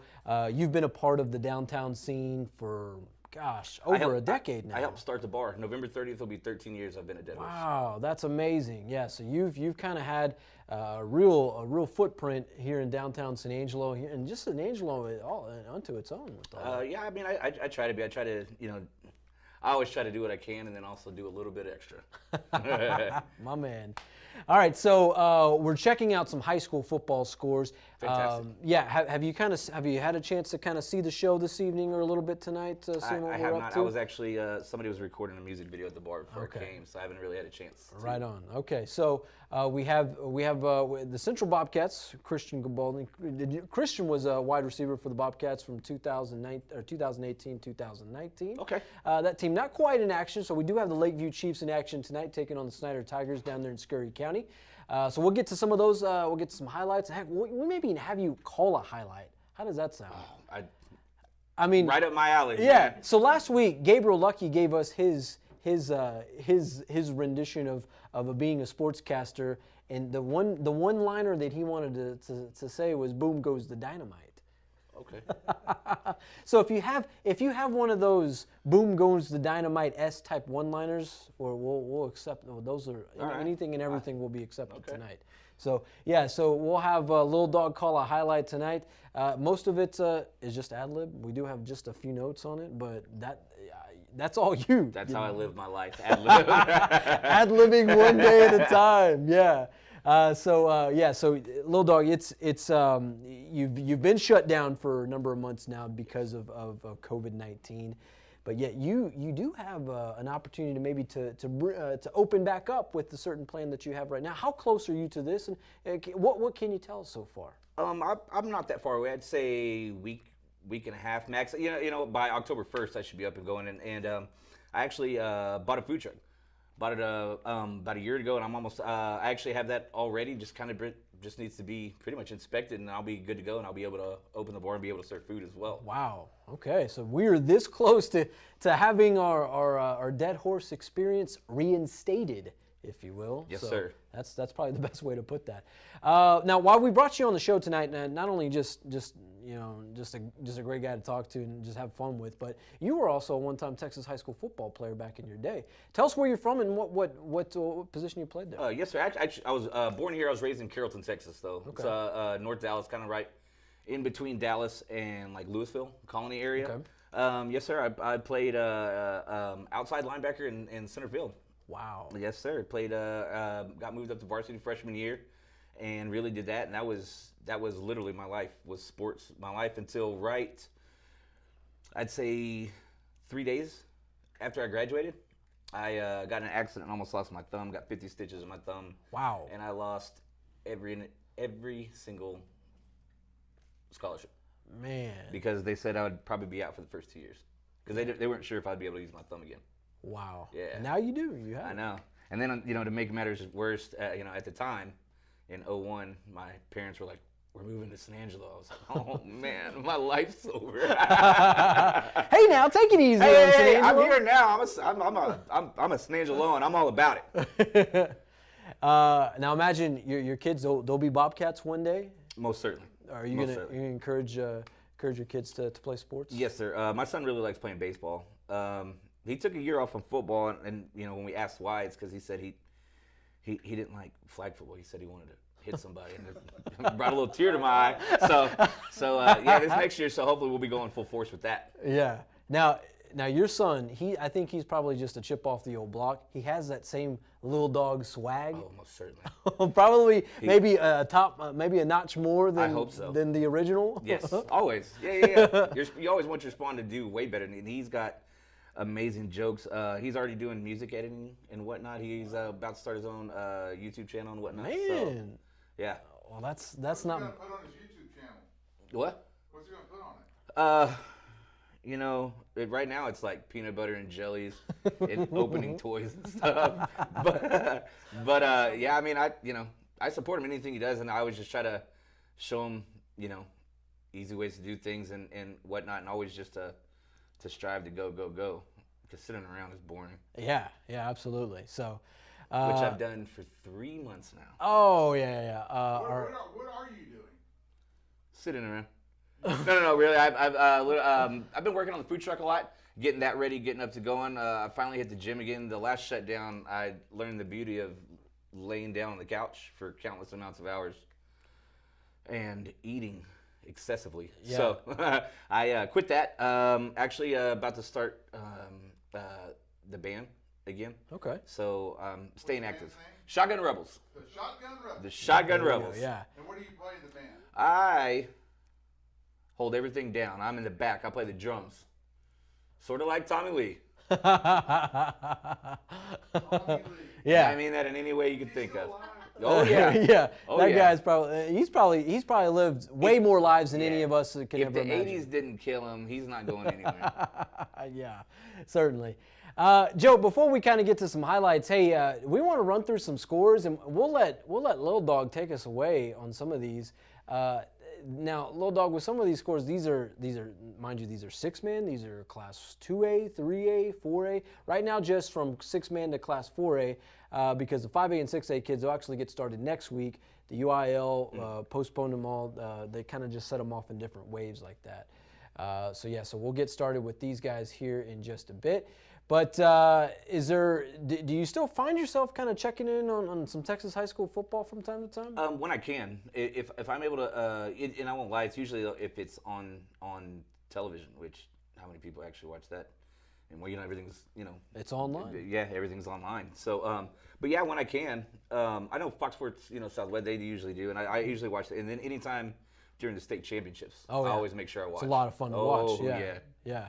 Last year, I was blessed with the opportunity to go and cover the entire week of state championships. In fact, I didn't leave the stadium. Only time left I actually saw the sun was to go in the stadium, and that was about it. But leaving, it's dark outside. It's nighttime, so you just only see the sun coming in through the windows at AT&T Stadium. But it was a lot of fun just seeing all the different I bet parts of Texas. I love that, and I always I like to be competitive in anything I do, and I wouldn't say I'm a sore loser, but I'm a vocal loser. You're gonna let them know. Yeah, I'm gonna let them know. Even if they beat me, I'm gonna let them know that they still played me. All right, Joe, do we have the scores ready to go? We almost do. Okay, so we'll keep Joe efforting some of the scores tonight as well as some of the highlights. So this is COVER1 Live here on SanAngeloLive.com. As highlights, live scores, we're joined by Lil Dog, the owner, operator of the Dead Horse. Boom! Always such a joy to be around. Lil Dog, this is always a great time of year because it's football season, Mm-hmm. It's that time of the year when we get to, just express ourselves, have a little fun with what the kids are doing in the Friday Night Lights. Do you remember your days as a football player? Is there any war stories you can pass along to us? War stories. I can actually say that I didn't pick football back up again until 8th grade, and I was it's the first time I had ever gained weight. I was real thin. Okay. And all of a sudden I got like love handles and stuff, and so I'd always played receiver. Well, coach was like, yeah, you can't. You're slow. So he put me a linebacker, and I was like, okay, all you got to do is hit people. And I'll never forget it. The first day of tackling drills was the first time and it was the hardest I'd ever gotten hit. Wow. I remember I got laid out. I got laid out, and I kind of wanted to cry, but one of the trainers was cute, so I kind of held it in. But yeah, I always tell people that was the hardest. His name was Brad Robinson. You remember the guy who I totally remember it. He laid me out bad. Another cool story is, how NBA's playing at the Disney's. Mm-hmm. In the bubble? Mm-hmm. Well, what year is it? 99. My junior year, beginning of my junior year, my football team actually got picked to play a team from Florida. Oh, okay. And we did it there at the Disney Worldwide Sports Complex. So it was actually really cool. We went there for Labor Day weekend, and it was super cool. We got, passes. We got to go anywhere that Disney owned. Oh, that's awesome. That. Yeah, it was really cool because the hotels they put you at is based on your sport. Right. So our hotel, in the middle of our hotel, is like this turf field, and it has like these 6-foot X's and O's. Wow. On it and stuff like that. We were right next to the basketball hotel and the baseball. It was really cool. It was a really cool experience. Nice. Okay. Well, so you've been exposed to a lot of the Texas high school football elements. So you've seen it. I mean, so we're sitting with the guy, not only just a rocker through and through, but a one-time Texas high school football player. And most people never asked. Most people have no idea that I was ever athletic. I would have never thought that until we had a conversation one evening. So, mind you, speaking of Texas high school football, this is hour 2 of COVER1 Live here on SneasvilleLive.com, presented by our friends at W&W AFCO Steel. And so we'll go ahead and get into some scores. Joe, take us away on the scoreboard. And Little Dog, I'll let you have some fun. If you can see our monitor over there, Argyle, Waco, La Vega, our scoreboard presented by Deersky and Deersky Realtors there. Right now, I'll let you kind of go through some of these scores if you can see these. Okay, we got Argyle playing Waco, La Vega, 28-7. We got Lano playing San Saba, tied, 21. Colorado City is. How well can I elaborate on this? They're high school kids. I don't want to break anybody's heart. Yeah. Colorado City getting beat bad by Oklahoma, 34-0. Yeah, we'll keep it going. That's a good way to put it. Yeah. All right, Raiders are playing Holly, and they are down by 10, 23-13. I think you could have had a career in sports broadcasting. And I talk to myself in the shower like you would not believe. I've been practicing since I was about 5. But does he? The question is, does the Little Dog know the mascots? Oh, I'm bad at that. Do you care to take a stab at maybe some of these here? The frogs. The frogs. Correct. Man, I'm gonna get murdered for this one because. Do you call them Uncle Moms? Is that a word? Anyways, he's a coach. He's like a really big coach for Craig. Hey, Coach Anderson, I love you. Sorry, I don't know what your mascot is. Craig's beating Kermit, the Frogs, 26-16. Down by 10. The Crane Golden Cranes and the Kermit Yellow Jackets. See, I thought the Nard was the Yellow Jackets. They are the Yellow Jackets. Okay, cool. See, okay. There we go. Yeah, buddy. He's on the board. Hamlin taking a towering defeat over Anson. Not yet. Still quarter 4. Oh, okay, what I meant to say is Anson's getting ready to put the greatest comeback in history over Hamlin. See, we're friendly here. Everybody gets a bit. But look at this one. Ooh, Burnett playing Brownwood tied 15-15 in the third. Now, Little Dog Joe was actually, he was throwing some shade on the Brownwood Lions earlier this evening because right now they're 1-2 in the season. They're coming off a tough loss last week, and he was basically Burnett was just up by a touchdown. He was saying, "Oh no, Brownwood, they're done for the night. Their goose is cooked. Here they are." I'm going to take Brownwood by 6. Well, their name is Brownwood, so I was thinking the Browns. No! I like it. Mind you, we'll get to Joe's. We'll let you after we get to the score. There it is. The Nard Yellow Jackets getting greened by Ozona. Wait. Lions? Yeah! It's just like play softball. A lot of people are always talking about it. Post smashing Abernathy in the fourth quarter, 26-0. Actually, I have a friend who's a preacher down there. There we go. Yeah, showing some love. I have no idea. It's up in the Lubbock area. Is that Jarrell? Jarrell and Smithville. I remember this game. At the half, Smithville taking a towering lead, 43-0. Okay. Go Jarrell. Go Jarrell. Alpine, I've been to Alpine. Alpine over Sonora, final 7-0. Oh man, that was Sonora's. We thought Sonora had a chance. I know. I thought they had a chance tonight. They were the Broncos. I almost said it, and I thought that might have been wrong. Yeah, no, you're there. Read that intuition there. All right, moving along there, Joe. East Bernard and Shiner. Bach. Tied 7-7. All right, so I played Katy. I played for Katy. Back in 3A days, back in the, prehistoric years. Mm-hmm. And we didn't call it East Bernard. What'd you call it? East Barnyard. East Barnyard. Yeah, East Barnyard. They were our rivals. And then we went from 3A to 5A, which back then 5A is like 6A. Mm-hmm. In 1 year, like between my sophomore and junior year. Anyway, next. Leather helmets. Yes. Goldthwait. Over 4, 27-3 in the third quarter. Isn't that where Bobcats from? Goldthwait, the Eagles down in Central Texas. Or is that actually his last time? Anyways. Rock Springs over Harper by 12, 32-20 in the third quarter. Cross Plains by a touchdown over De Leon in the fourth. Dublin over what's Brady? The Bulldogs, right? Man. Dublin, are they the Irishmen? They are the Lions. Oh, okay. The Lions, right? But that's Dr. Peppers. Yeah, there you go. Brunch. I don't know. Grady. Grady with a massive victory, 50-19. So the six-man thing is the 45 rule. If they lead at any point, I think at the break by more than 45 points, game over. But wait, is that 45? That's not 45 points. But it was just final. So that one. That's the end of the game. It was just the end of the game. Okay. So Joe, keep those going. Yeah, we're moving. Let's go. Jim had over Cisco by a touchdown, 20-13 in the third quarter. Wow, that's a pretty good game.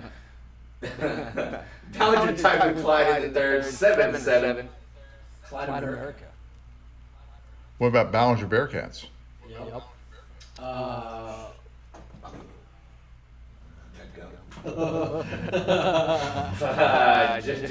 It's not Hicko.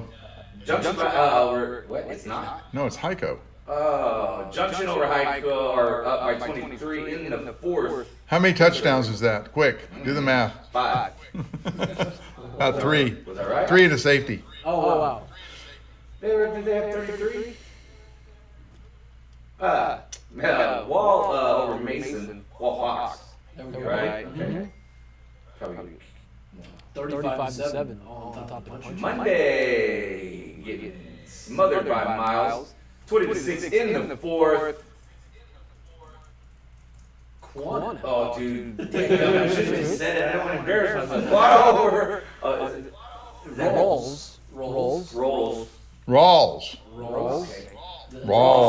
Jackrabbits. How do you know that? Yeah. Rawls and Jackrabbits. Let's go on. They're the Indians. Okay. Get it? I did. Hey, Microstone Cougars. Look at that score. Yeah. I would have killed for that score back in 2002. The Roscoe Plowboys. Whoa. Give us this one here. Basketball. Oh, man. Rankin out, right? No? The Red Devils. Close. Rankin County. There we go. Okay.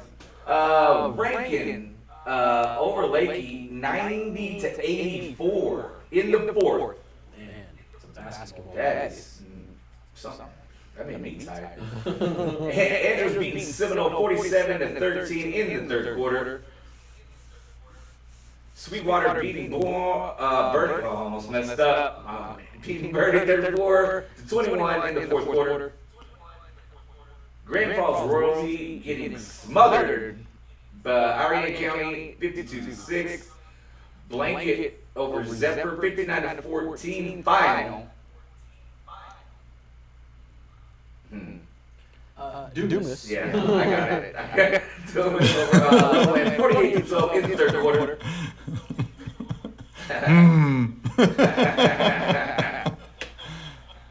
Hurley Robert Lee. 55-8. The Cardinals leading. That's the final in that one. Strawn over Gorman 45-0 final. That's a smothering. Snyder over Lakeview right now 28-12.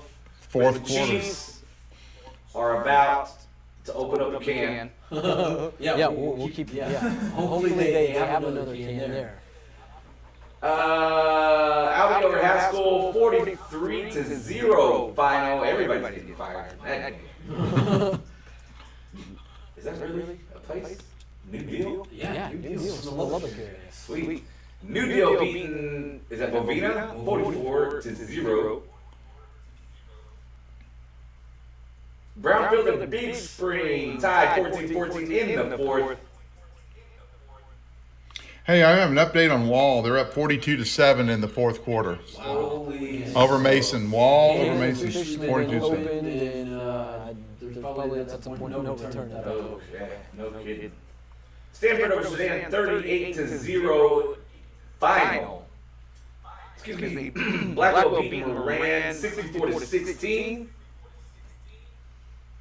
Van Horn beat Sanderson. Oh, I take that back. Fourth quarter. Fourth quarter 28-20. Sterling City over Borden County 34-20. Is that Roxanne? Oh, yeah, it is. Yeah, Roxanne over Very Best 0-0 in the first. We're still waiting on getting those scores there.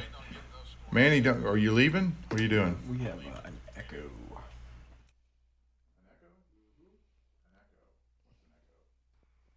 When I talk real loud, it keeps going and going and going and going. We're going to echo. Manny, where are you? There he is. If you take out the camera link in this one here, if you take that audio out, we can fix that echo. So we just saw Wall and Mason 42-7. They are now extending that lead into the fourth quarter. Joined by Lil Dog here. Just read us the scores from the Deersky and Deersky scoreboard. Lil Dog, is it a surprise to see some of these scores that high? Yeah, some of those. That one game that was 90-8.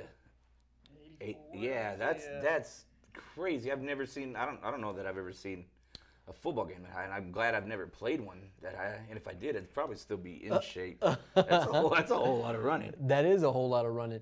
Joe, that would be in the audio on the Sling Studio there. So we saw a lot of. Is there the six-man game? How familiar? Or have you ever seen a six-man game? I've watched a few. Very different. Yeah. Like especially when I'd never saw it until I moved here. I'd heard about it, but it wasn't until I moved here and I was like, whoa. Yeah. Look at they're so fast. All they do is run. Right. Yeah. But very interesting and very entertaining as well to watch. Right on. Joe, if you want to cue us up to our puncher's chance, and we can kind of look at things here. Pow! Yeah. Punchers. Wait. This is really bad for old men to do this. There's Joe Hyde coming across the screen there. We're seeing Lakeview kind of trying to make their comeback. Christian and I saw a comeback a few weeks ago, the tomahawk chop there, where they were down by multiple scores heading into the second half, and then they pulled it. We're just as surprised as everyone else. Last week they came up a little bit short against Sweetwater. Hopefully that they have an answer. Those are the greatest games to see too, unless a team is doing that to the team I like. Then I don't like it. But other than that, those are the greatest games to watch. Yeah, I wasn't sure what was going to happen with this Wall and Mason game. Mason, they're still kind of looking for a few pieces to kind of keep it or just to kind of find their identity this season. But I tell you what, Wall. This is a state-ranked team, number 4 in the state of Texas. Last we saw in Class 3A Division I, so they're a big school in Class 3A. They found their missing link like 8 years ago. And they've kind of kept it going with all that, So a very good football team. Next week, the coming weeks, we're going to see them, I believe, against Midland Christian, that they're going to take them on. So it's been a lot of fun watching these guys. We will get some more highlights out of these guys, hopefully, here within the hour. But of course, a lot of good football to go on tonight. A lot of high school scores. Sometimes we're looking for some live links tonight. We can't bring that to you tonight, but we're going to bring you some other things as well. Joe, what are we working on at this point that we can kind of bring the folks? We're talking about the Wall game where they're just blowing. I mean, the game is doing really well for them, and we also have some more Cristobal. So okay. We'll bring that within the next 2 or 3 minutes. Okay. You said Cougars, right? Cristobal Cougars. The Cristobal Cougars, yeah. Oh, that's what they meant by Cougars up there. Oh boy. We're trying to keep it rated G. That is G. Cougars, as in the ferocious animal. So I Yeah, guess maybe we were talking about the same thing. maybe, yeah. So yeah, there's always a good good way to have a little fun with that. So Cristobal Cougars, my hometown. Oh, really? Yeah. Okay, right on. Yeah. Proud graduate of Cristobal. We're playing the Roscoe Plowboys. They'd always just take care of us in the playoffs. Never had an answer for them. In fact, I still think to this day that they've yet, even when they have yet to beat them in a playoff game. So maybe one day we'll be able to catch them there. Was there a team that you played that maybe you had? There was a big rivalry game. Yes. Who was y'all's rival? With it being, they wasn't that far away either. They were only maybe like 10 miles down the road. Is they were called R.L. Turner. They were the Lions, and that's where Rob Van Winkle went to school, also known as Vanilla Ice. Really? Yeah. That's where You're Vanilla Ice's classmate? No. Oh. Rival. Oh, he was a rival. Same year? No. He was way older than me. He was on Ninja Turtles by the time I was out of my pull-ups. Yeah. Yeah, Vanilla Ice, yeah, he has a few years on us there. Ice baby. This just came across the wire. Wall defeating Mason tonight, 42-7. So now that makes it 2 years in a row that the Hawks get the best of the Mason Punchers. Last year was a blowout. This year kind of looked the same thing. Last year's game was actually played on regional television on Fox Sports Southwest. It was they opened the season. This year, well, they didn't actually. It was a little different. The score wasn't as high, favorite, but yeah, that's just it's the pedigree of what's kind of happening at Wall. A lot of good ball players that we've seen, over the years. Certainly this season, they do have a young man, Tate Williams. He's an offensive lineman. He's committed to Baylor. Oh wow! The kid has the size of his hands are the same size as Kawhi Leonard on the San Antonio Spurs. It's in. Or I'm sorry, the LA Clippers. Yeah, I'm thinking to yesteryear when you played for the Spurs, but nonetheless, yeah, I want to say it's like 36-inch hands or something like that. Something insane that he has. I got tiny hands. I swear they made that Burger King commercial about me. I have extremely tiny hands. Speaking of tiny hands and Wall. Okay. They aren't tiny hands. I got the third quarter highlights. Third quarter highlights. You pull up the shot sheet on that, we can go through that. Okay. All right. I'm ready when you are, sir.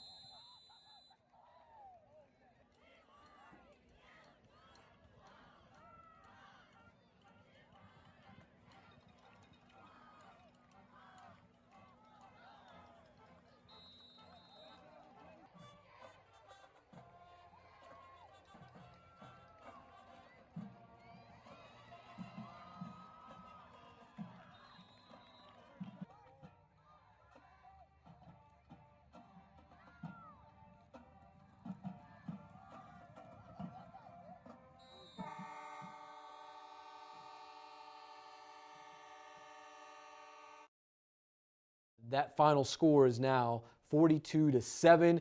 The Hawks, they're bouncing. They actually lost to a really good football team last week, San Antonio Cornerstone Christian, private school that's out of the San Antonio area. They have a kid, their quarterback from Cornerstone Christian, committed to the University of Arkansas. That's the type of talent that they were up against last week. So they've kind of avenged that Week 3 loss, coming up now, taking down the Mason Punchers 42-7. Joe, when you also have a chance, so we can run back maybe the puncher's chants, and that way we can maybe get to some other highlights here. We have the third quarter Cristobal. Do you have that? Let's see. Let's run it back here. Yeah, we do. We do have third quarter from Cristobal. And Little Dog, we do have a shot sheet here. I know we might have to ad-lib, if you will. Once we get those. Yeah. Is that Gilker? Yeah, that's Gilker. All right, so we have a catch. All right, so Joe, run the highlight. Presented by Eggemeyer's General Store. Yes, sir. You're taking the words.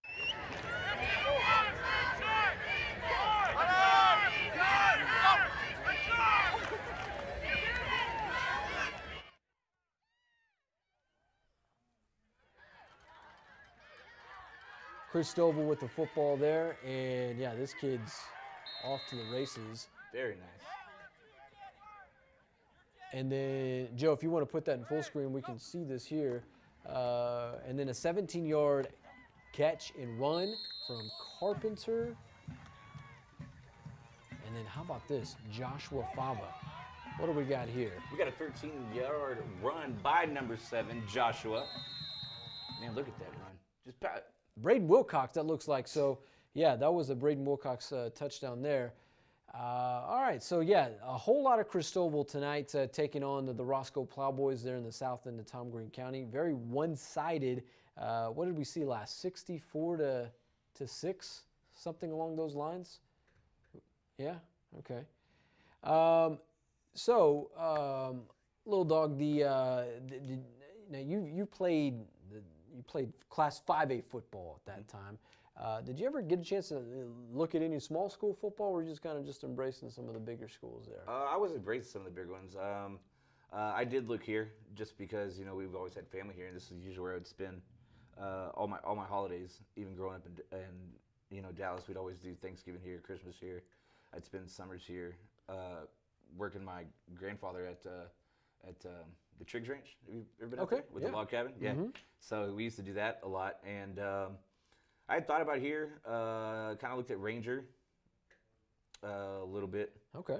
Let me see. There was like Kansas Wesleyan. I looked at. There was a few places in New Mexico, a few places in Missouri, as well that I had looked at. Right on. Right on. Well, certainly West Texas has its own element of football, just as is the DFW area. Was there a team maybe that, I know those the powerhouses, the Euless Trinities, the South Lake Carols, the Duncanvilles? Usually what I tell people, I played my freshman year when I played for Todd Dodge. Oh, okay. There was a new school open up, which is Creekview now, opening the next year. So he was making sure all the football players stayed. And then at the end of the year, he ended up still going to South Lake Carroll. And then they dominated for it was like a decade. It was an extended period of time, and he had his son that ended up playing quarterback QB1 for him. His son is now the actual head coach at South Lake Carroll. Oh, of course, Todd Dodge now the head coach at Austin Westlake. They were going to play each other this season to start the season at AT&T Stadium, but the whole COVID thing went down and prevented the Dodge Bowl from happening. So, yeah, that would have been a great matchup. That would have been awesome. Yeah, Austin Westlake coming off a state championship run, which they beat Denton Geyer last year in the Class 6A Division II game. And in South Lake Carroll, man, they just ran into a buzzsaw against Duncanville last season in the fourth round of the playoffs. So, yeah, those two guys, that family, the Dodge family, very well acclimated. They know very, very well. You know, Louisville was always a hard one for us, too. Okay. And then I think the hardest stadium to ever play was like South Grand Prairie. Oh wow, the home of the Warriors, the Gopher Bowl. The Gopher Bowl. Yeah. Because when you walk down, as you know, they make you put your cleats on, and then you literally walk down this concrete slab. And the best thing to do is kind of walk out there first, and then just turn around and watch everybody, because everybody eats it. It was really they funny. Eat it. Yeah, it was great. And you know, with those big offensive and defensive linemen, when they go down pretty damn hard. I bet they do. Yeah. Yeah. So, mind you, this second hour of coverage presented by W&W AFCO Steel. Thank you to our friends there. Bam, just like these. Yeah. The steel guns right there from Little Dog. There you go. Little Dog has AFCO steel guns. I have AFCO steel guns. We'll put like a sponsorship. I'm gonna start telling people. I'm there. gonna tell people that I'm 230 pounds of AFCO steel sex appeal. Little Dog, what can you bench? What can I bench? Yeah. Park bench. I don't know. I do. I don't really max out anymore. I know. I was doing reps at 235 the other day. What you got on that? But that Joe? was just for the ladies. Like a couple or like 10? I did 4 sets of 8. All right, That was Little my Dog. max. So yeah, so Little Dog's. I'm lucky if I can get 225 up. You know. How many times, Joe? 6. 6 times. That's still okay, pretty well, it's not damn bad. good. Yeah. Well, 225. What's yours? 235? Oh, you said 255. What, mine? What? I said Yeah, what's 235. yours, Christian? Mine's 235. That's the max I've ever hit. Really? Yeah. Do you do like 3 sets of 6? No, that's like the max. Like they had to barely tap it a little bit. So in the weight room at Central High School, since you only been out of there a year, what's the general what do people lift there? For the lineman, you would definitely expect a 350 bench for sure. I mean, Brady Allen's at the record. He hit 405. 405. That's crazy. Do you do 3 sets of 6 like Little Dog? Just one. Just one time? Yeah. Golly, that's nuts. Yeah, that's nuts. lifting. That's lifting there, baby. Hey, we need to go back to Mason. What was your squat? I don't squat. I'm old. You still don't squat? I'm about 300. Whatever. No, I'm sorry. What's the max on that Saddam Hussein machine, that torture machine? Whoa! I'm talking about the one you lay down and squat on? Oh, the leg press? Yeah, the leg press. Whatever the max is. The Saddam Hussein torture machine? Oh, yeah, it's torture, man. My knees just go. Did you What are never? you doing to me? Yeah. Did you never see Saddam's quads? They were nuts. All those things. They got a whole room of these torture machines that kind of remind me of being a POW. But anyway, we're gonna go to Mason. All right, so we'll take one last look at our Cover 1 preview of the week. A puncher's chance from Mason, Texas. Let's go, Michael. Let's go. Come on, get it to me now. Get it to me. Pad level, hands, punch, physical, down. Go! I believe it was 5 or 6 years ago.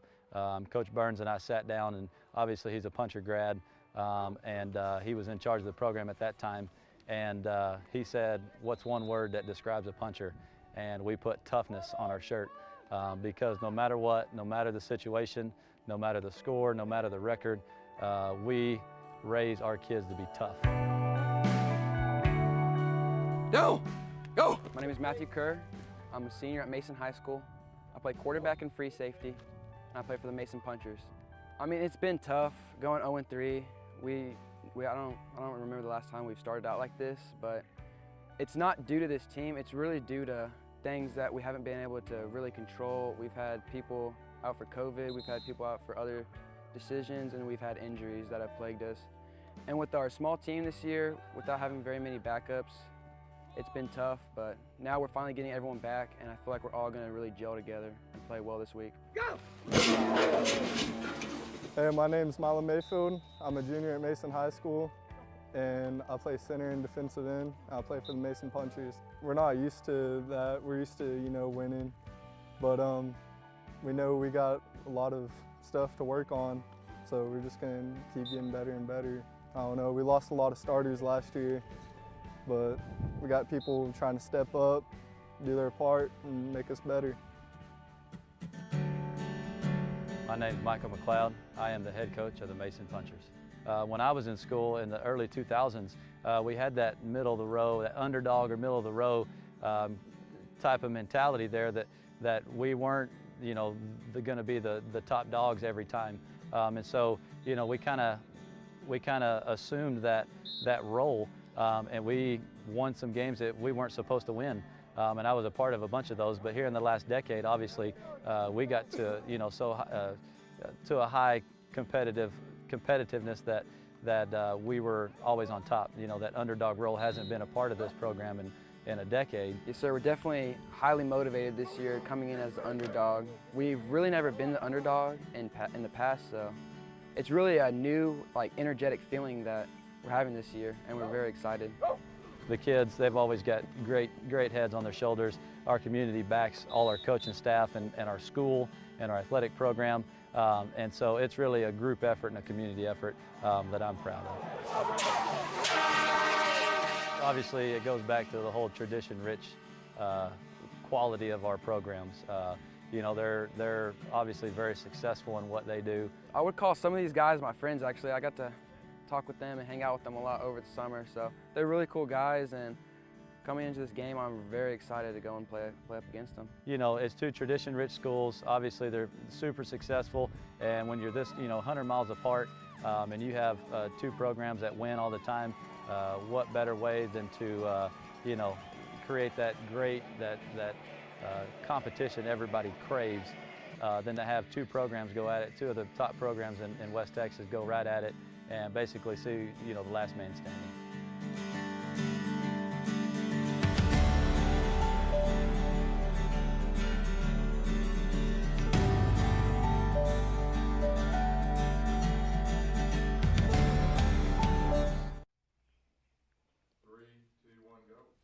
All right, so that was the puncher's chance. The kids from Mason, Texas, unfortunately coming up just a little light tonight, 42-7 against the Wallhawks. But then again, the Wallhawks, that's a darn good football program out there in the east end of Tom Green County. Our last and final hour is presented by San Angelo Cardiovascular Center of Excellence. Go see our friends over there. Dr. Leon, a great doctor here in the city of San Angelo, can help you certainly with those needs. So this final hour presented by the San Angelo Cardiovascular Center of Excellence. So Little Dog, we are going to bring you, I want to hear you call. We showed some Midland Lee highlights from last night. They were scrimmaging Lubbock Monterey last night, and we'll bring up the shot sheet before we kind of get things going there. But I tell you what, this Midland Lee team, and you'll see it, they are a pretty darn good football team. We do have a script here for you, but I want you to give your Little Dog swag to it. Add the goods there. Ladies and gentlemen, boys and girls! Oh, you hear it. Man, do you feel better? The one and only. I feel better. Yeah. All right. We're ready to tackle it. Joe, whenever you're ready there.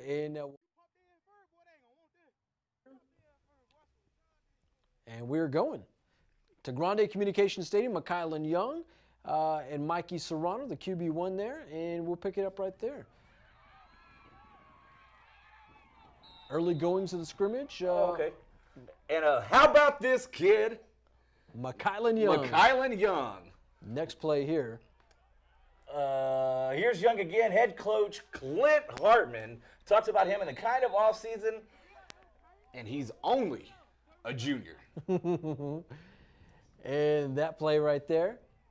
Young will no doubt be a crucial part of this offense, so how about a few other elements? Check out the QB1 Serrano hooking up with Shamir Davis, making the grab and getting some yards after the catch. Yeah, Davis. Yeah, sorry. Yeah, so we're going here. So if some Davis is good. Obviously, more is better. With plenty of time here, a chance to get to start over next year's taxes. Finally pulling the trigger, hooking up with 1-8 in the end zone there.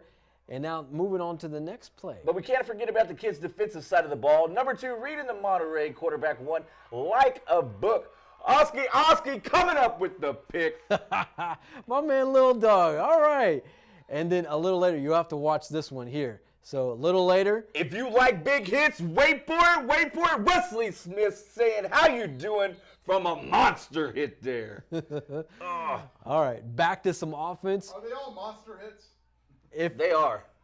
They're all monster hits. Yeah, if you're a Rebel fan, get used to seeing that kid, McKylan Young. A few plays later, Shamar Davis decides to carry the mail himself, taking it to the end zone. So many weapons on this Midland team this season. After the scrimmage, head coach Clint Hartman talked to them about how it all came together, plus why this team can be an incredibly dangerous in the 2020 season. How did that feel? Man, that felt great.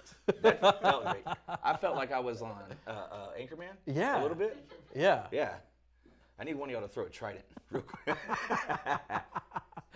Yeah, so this Midland Lee team, I know that went really fast. And I'm sorry, I actually do know how to read, but I haven't got my eyes checked in 6 years. So.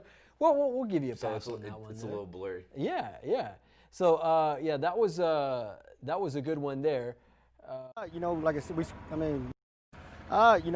we played real well. Scored a lot of. We were explosive. We had a chance to play Mike early, and we planned on pulling him out, and we got a chance to let Shamar go in and play quarterback. I've always said he could start for anybody in the district if Mike wasn't here, and so they're a great tandem. We'll have some packages where he'll be playing some quarterback this year too. So very impressed. All levels up. We played well, and we gave up 1 touchdown, and that's frustrating, and so we'll have to figure that out. But other than that, I think we gave up 2 first downs, and so on the night. So we're very, very happy with where we're at. We're more towards a midseason time a little bit because we've had so much time to practice. It's a little different.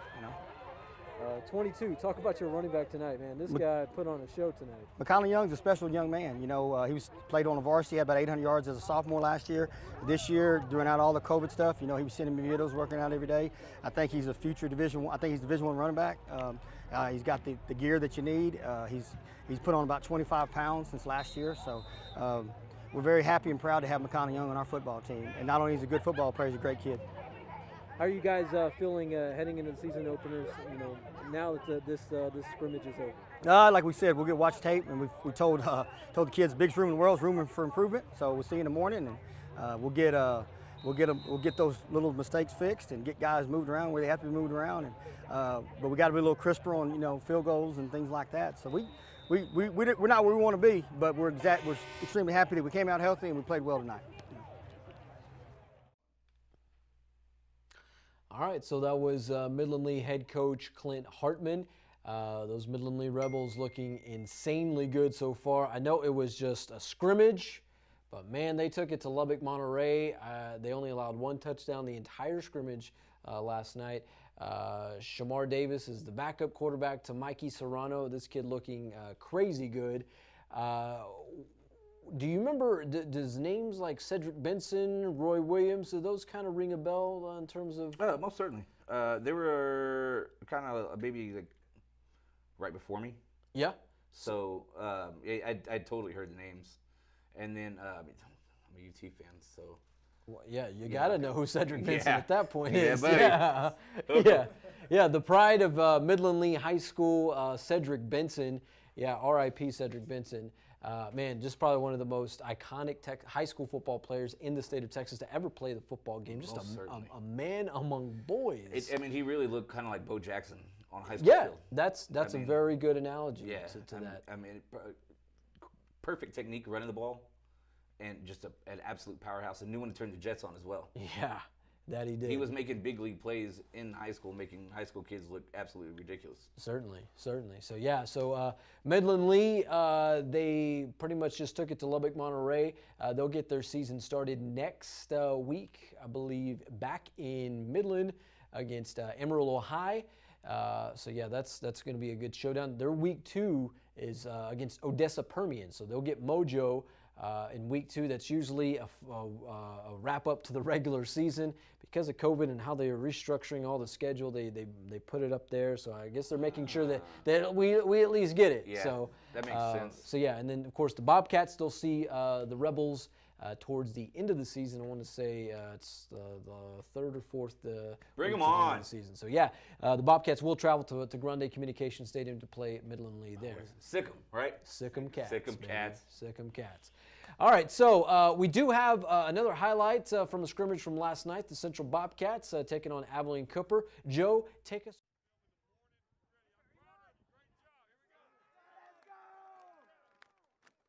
Little Southwest Conference rival Abilene Cooper in the one and only scrimmage of the season. They're at Bobcat Stadium, San Angelo Stadium.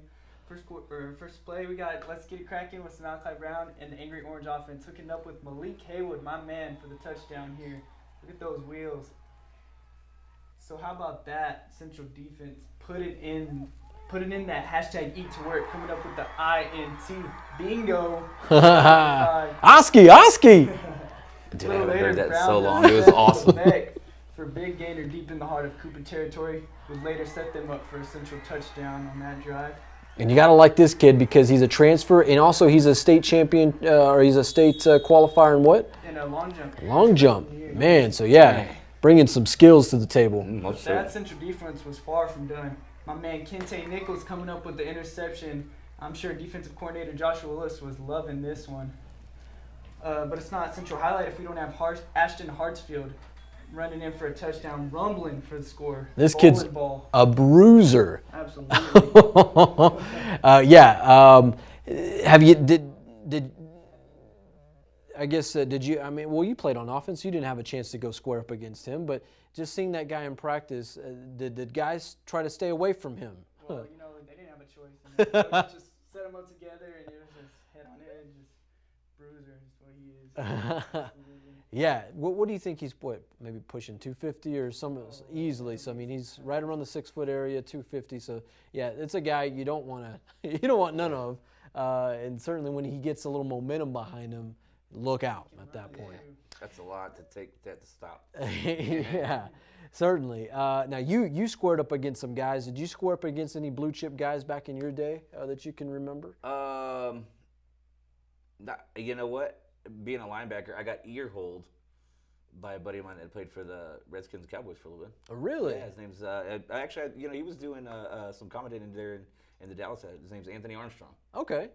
Okay, right on. Yeah, I graduated with him. I also graduated with Jason Maxill. He played for the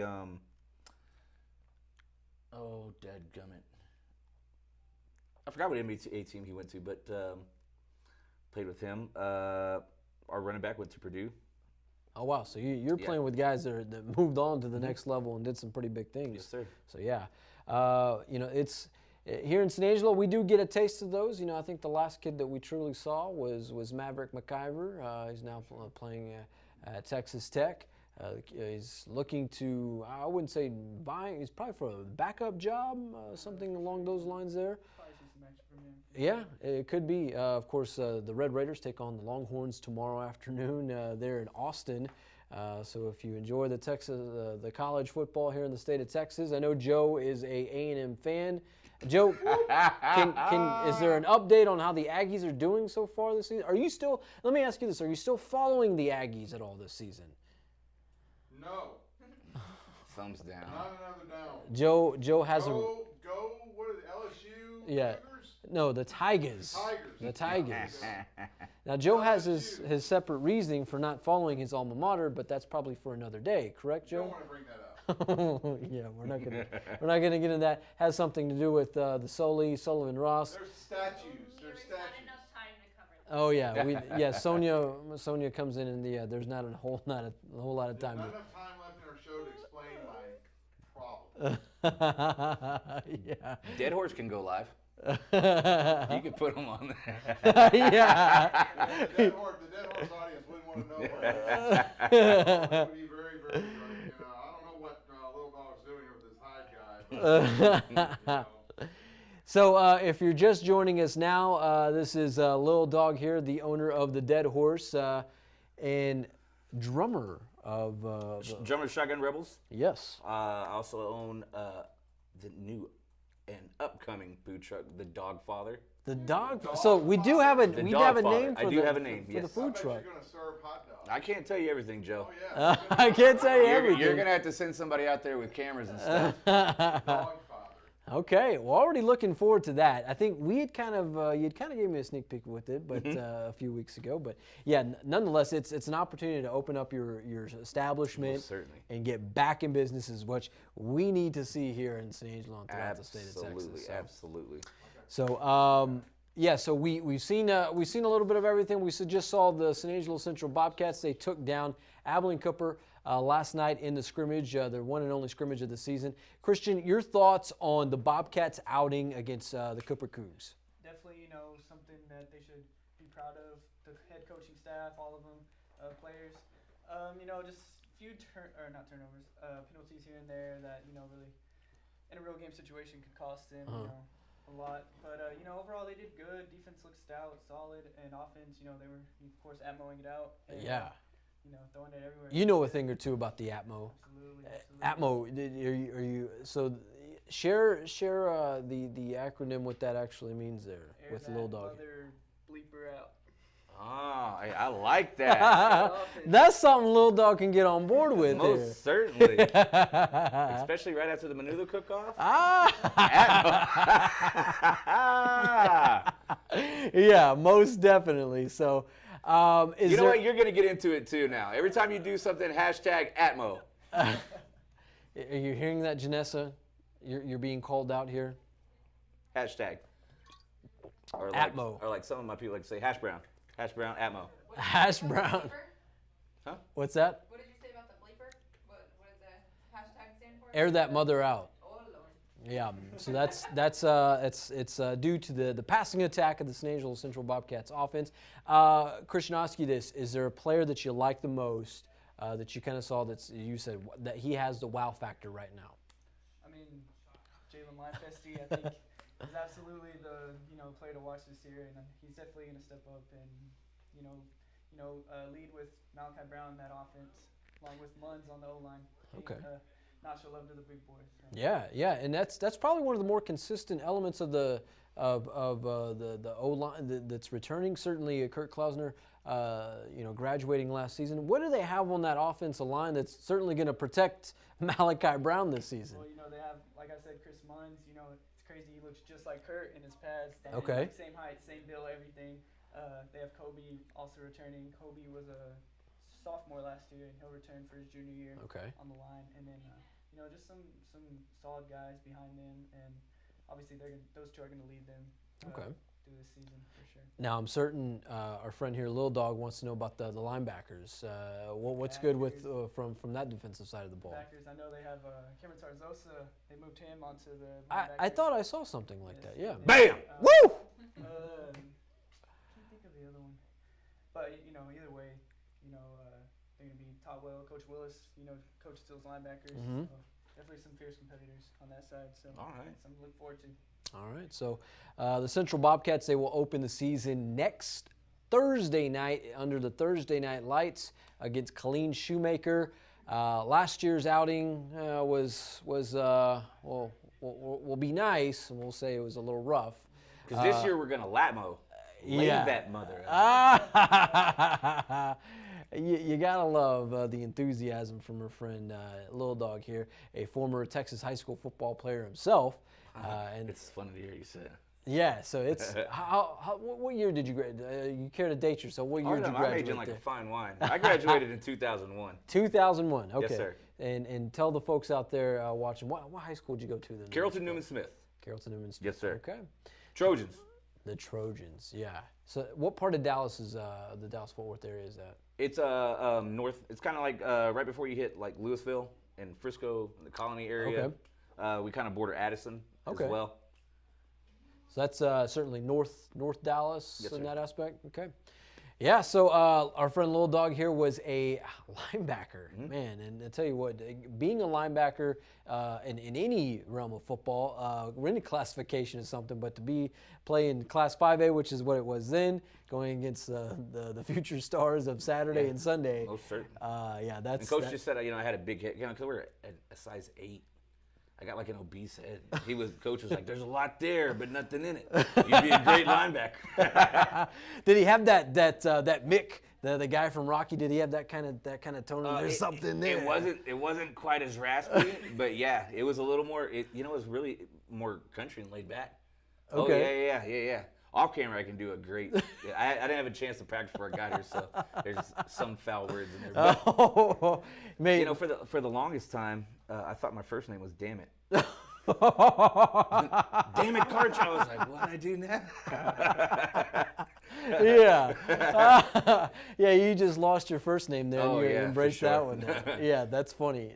So, yeah, this Lil Dog here, a one-time Texas high school football player, now here in San Angelo, graced us with his presence tonight, the owner of the Dead Horse. Going to be opening up a new food truck that will allow his establishment to open. The name of this food truck here? The name of the food truck is The Dogfather. The Dogfather. It makes so much sense. It makes too much sense, in fact. So we're looking forward to that. Hot dogs. Gourmet hot dogs, Joseph, with a rock and roll feel. How do you have a rock and roll feel on a hot dog? Wait till you taste my wiener. Wait, hey! Oh, we keep it a little light around here. Are you going to name them like, the Aerosmith dog? No, I got one called Dogwood Mac, though. No. Dogwood Mac, okay, like Fleetwood. Yeah. But isn't that like a chick band? Isn't that like, in the 80s or 70s chick bands? I don't know. I mean, what kind of concerts do you go to with mostly dudes or females? Who doesn't love Stevie Nicks? I'm not even going to square off with you, little dog. All right. That's another level of squaring off there, and yeah. So let's get ready to rumble. I know. It's almost like we got to have a Step Brothers pow in there. Pow pow pow. What are you saying? Are you saying pow pow? Yeah, exactly. So we'll have to incorporate that in a highlight tonight. And we'll give you a cue, and you I already had it queued up, and you just let it ride. Right. We'll get another highlight going here after a while for that. So tonight, one of our bigger games that we were watching tonight ended, not so gracefully for the Mason Punchers, but more in favor of the Wall Hawks. Pow. Pow, yeah. It was the Wall Hawks victorious tonight, 42-7 on top of the Mason Punchers. Pow! Oh, was that my cue? I didn't even think about it. We'll line up. We'll right. line up here after a while. So we are efforting highlights from Snyder with the Snyder Tigers and the Lakeview Chiefs. This one, do we have an updated score from Scurry County? If we can get one of those put together. Hey, I got an Uncle Jack that lives in Snyder. Hey. You can tell what the score is, can't you? What's that? I mean, the scores are on your computer. Yeah, we're looking for them here. Let's see. We can find a score there. There's Lakeview and Snyder.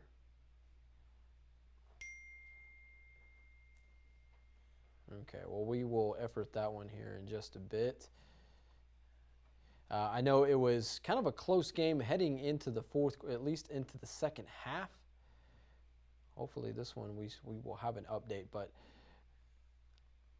okay, here we go. Right now, so it is the Snyder Tigers that they pulled off the win tonight against the Lakeview Chiefs, 36-12. Lakeview, they now fall to 2-2 on the season, so they are at even 500. The next few games, they are winnable games for the kids from the north side. We'll pull up their schedule here and we'll take a look at that. I believe it is the Brownfield Cubs that they'll be coming to San Angelo Stadium next Friday night. That is a winnable ball game for them. Well, ads from the interwebs there. So. You got hit with at least with a survey. Could have been a survey. That you can find on what, SanAngeloLive.com? Never. San Angelo Live never embraces the Google ads. Little Dog, have you since being in San Angelo, do you still kind of check out? Have you checked out maybe what the Central Bobcats have done in the last few seasons? Most certainly. I guess when you're not from here, and when people ask if you're going to Central game, you're like, "What's that?" You kind of you get schooled in. But over the last, I would say maybe 5 or 6 years, I usually find myself going at least like 3 games a year. Yeah. So like that time when they were in the playoffs. They played Allen. Is that when it was raining? It was cold. And there was a big old crowd there. Yeah, biggest crowd that San Angelo Stadium's probably ever seen. That was crazy. That was crazy. It was crazy for 2 reasons for me. One, that I actually stayed in that damn weather. Oh, can I say? Well, we got it. We'll get it out. Yeah. Sorry, that I stayed in the weather. And 2, it tripped me out that their crowd that they brought was louder than ours. Oh man. I said it. Pump your team up. I actually went hoarse during that game, trying to get everybody riled up. It was a pretty nuts game. Unfortunately, it was somebody got hurt that game, right? One of the key players. It was Cal Vincent, the starting QB1. That's it was. Yeah. Collarbone or something like that, shoulder, something, right? Yeah. Yeah. So it was unfortunate what happened because it it was also the game where we saw the catch from Adam West. It was the one-handed catch that went into the end zone. It was That was awesome. Have you ever seen Alan West's hands? They're like the bigger of my forearm. Oh They're yeah. huge. Yeah, Adam West, he's just a big guy in general, but his hands certainly pretty big. Yeah, it was a catch that mimicked Odell Beckham Jr. I totally remember that. Yeah, him falling into the end zone and doing his thing there. So yeah. So we do have Lakeview highlights. We will, and I will cue you for the POW. Be ready for the POW, little dog. All right. Off the Tiger Stadium in Snyder, Tiger QB1 Hunter Stewart rolls and hits Jordan Savage, but he's brought down immediately by the Chiefs. Later on the drive, direct snap to Cam Smith and the Snyder Tigers. Too fast for everyone into the end zone. Touchdown Tigers. Lakeview with it now. The flip to Austin Bandy. He's a special player. Moves the chains inside the red zone. We'll cue up Little Dog here. Albert Rodriguez fires to Bandy, and he squeezes over the goal line. Touchdown, Chiefs. Pow! Yeah! But unfortunately, it was all the kids from Scurry County tonight as they beat the Chiefs. As Lakeview now falls to 2-2 on the season. 36-12, the Tigers getting the best of the kids from the north side of San Angelo. So. At least they got a POW. At least they got a POW. But their powwow did not do very well. Oh, man, you saw I did that? I see. Let's start another show. I see what you're doing there. Okay. Yeah. That's great. a la Janessa Nunez. Janessa's, we always have the puns there. She's ready to locked and loaded, ready to go on some of those.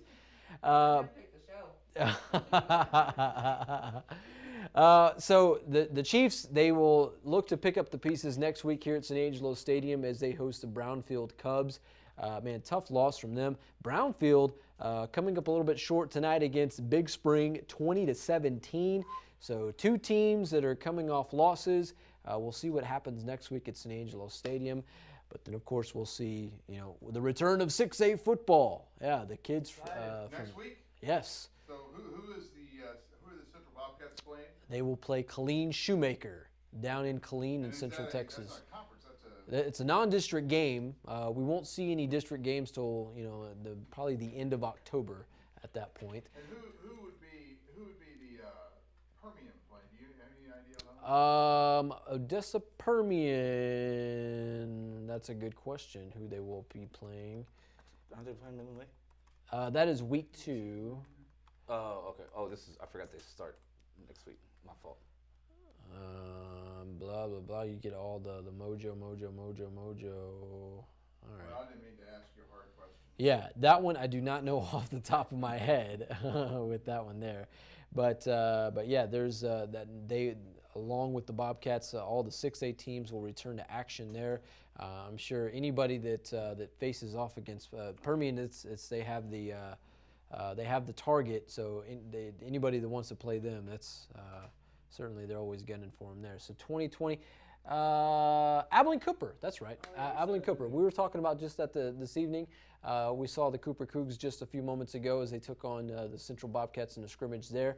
That is a one-time Little Southwest Conference showdown. The Cooper Cougs used to be in the same district as Permian, Midland Lee, Central, Abilene High. So it's kind of reviving that rivalry there. That will be at, I believe, that one is at Ratliff Stadium, the historic Ratliff Stadium. So we do have some pretty good Thursday showdowns. That one there, Ratliff, and then the Central Bobcats at Killeen Shoemaker under the Thursday night lights. Christian, as a former Bobcat, can you tell us, certainly playing down in Killeen and what that's like, and certainly the pedigree of kid that these kids are going to square off against. Killeen always has phenomenal athletes, always just speed with them. Like, it's not even much the size, just everybody has speed, and it's hard to match up against for anyone on each side of the ball. Yeah, and last year it looks like just a track team in pads. That what the Central defense was up against. Yeah, very very quick team, very fast team. I'm sure Coach Willis has his team ready for that, or at least to simulate it to some extent. So, Joe, it looks like we have some scores cocked and loaded there. Coming up in just a second. Okay. We have all the latest updates, and most of them are going to be finals. Okay. So y'all get excited. Yeah. Woo! Wow! Are you getting excited about the scores? Because, the scores are a big part of this. Brought to you by Deerski and Deerski. All righty. So whenever you're ready, Mr. Joe Hyde, cue the scores there, and go on full screen. We'll let Christian Bulldog take these away here. Do I have to go to big full screen so the little dog can see it? I think it's just for everybody. Christian, take us away. What do we got? One of a few high-scoring games tonight. Garden City 77 to Eden 54 in that one. That one's a final. We're just working on some. Great job. Yeah. Winners and Hawley. Hawley taking this one 36 to 13. That one also a final. Rock Springs and Harper. Wow, this was a close one. 32 to 26 over Harper. Rock Springs takes that one. Dublin and Brady, the Bulldogs still look like it's in the fourth quarter, leading that one. Llano and San Sal, this was a good one to look forward to. 3-0 teams. 35 and 31. Llano's up right now in the fourth quarter. And Crane and Kermit, looks like Crane's up by 10, 40 to 30 over Kermit there in the fourth quarter as well. El Dorado and Wink, we got Wink up 13, 53 to 40 over El Dorado.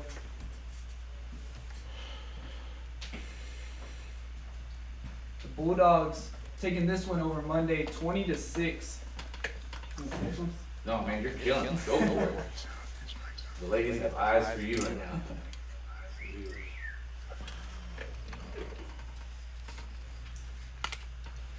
Jarrell and Smithville. Wow, this one was not pretty for Jarrell. 63 to 6 in this one.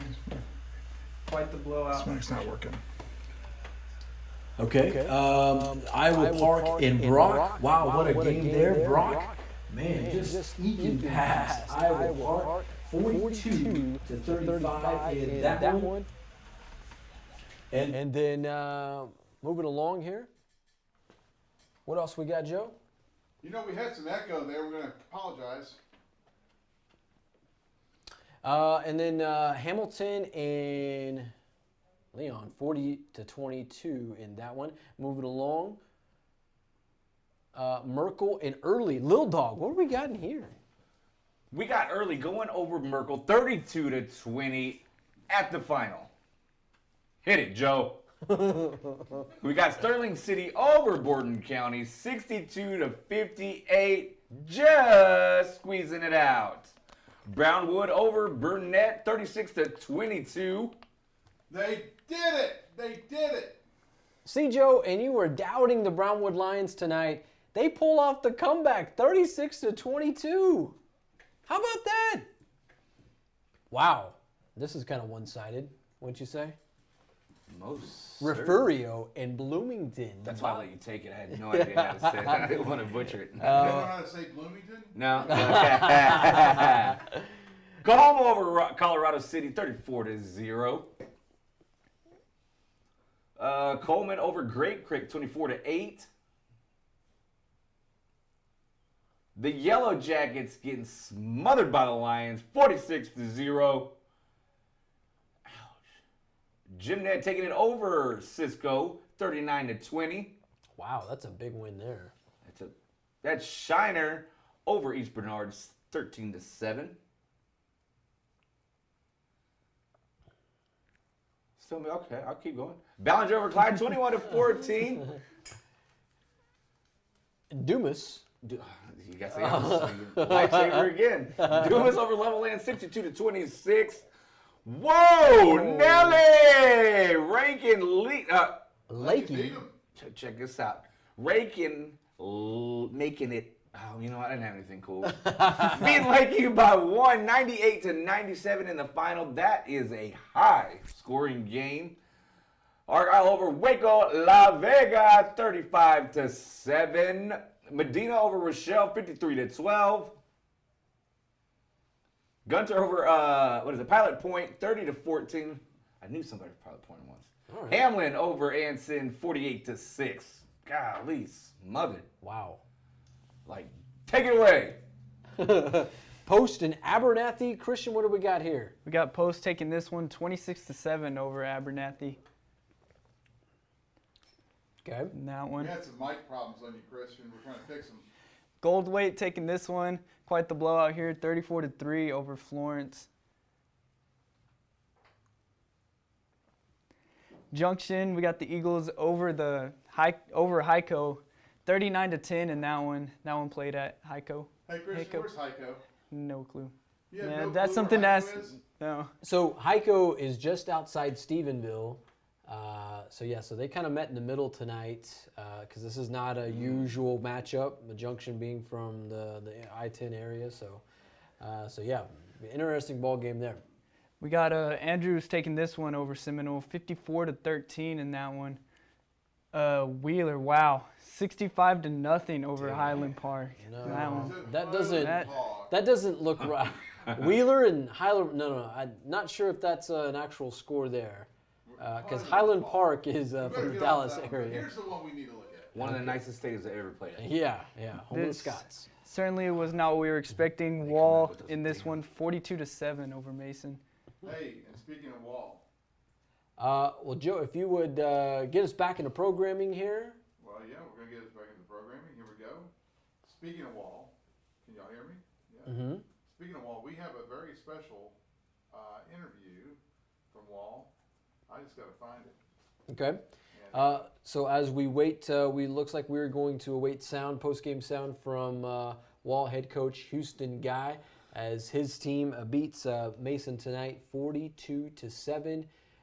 Joe, take us away with Houston Guy's post-game thoughts. And it's brought to you by Angelo MRI. Mm-hmm.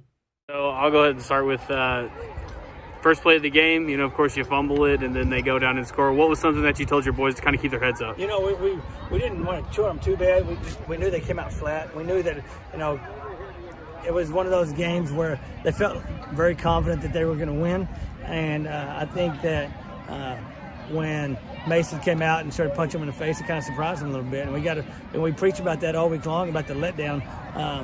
And so you just gotta refocus, and they did. They did a good job of scoring. The kid made a great catch in the end zone, but you got to bounce back and you got to go take the football down and answer, and that's kind of what we did. With playing a pretty good school like Cornerstone last week, and then maybe kind of having it a little easier this week, what do you think that helps your team? It's one of those things where the game last week, it was the speed was a factor everywhere. When you make a 20-yard run, normally we were making 3 or 4, and it's one of those things where we just had to keep everything in front of us to play good. And the game, the speed of the game changed tonight. Our kids, I thought, did very well reacting to some of the open defenders that they had and played very good defensively. After the game, you kind of see your boys and their boys just kind of joking around, stuff like that. What is kind of the relationship that y'all kind of have? There's a lot of ties, family ties between Mason and Wall, and so there's cousins, there's relatives, and McLeod was an old coach on our staff, and so there's a chemistry there that we have between the two programs, and All right, so head coach Houston Guy, the Wall Hawks, his post-game thoughts there. As his team, 42-7 winners tonight over the Mason Punchers. It's been a pretty heated rivalry the last few seasons. The Punchers got the best of the Hawks. What was up with his chin? Did Trammell just zoom in on Houston Guy's chin? What was going on? It was a little 4K action, maybe a little thing on the editing side, but You mean the Aggie messed it up? I won't say that. No, There's but so many film clips coming in from different sizes on all these different phones. I think we need to standardize everyone on the iPhone 4. I think that's what I still have. Can we borrow it? This kid made fun of me the other day because I had a home button still. Oh yeah, man, that tells you how old you are, or how outdated, not outdated, but just how you haven't caught up quite yet when a kid tells you that. Nothing wrong with it. No, man.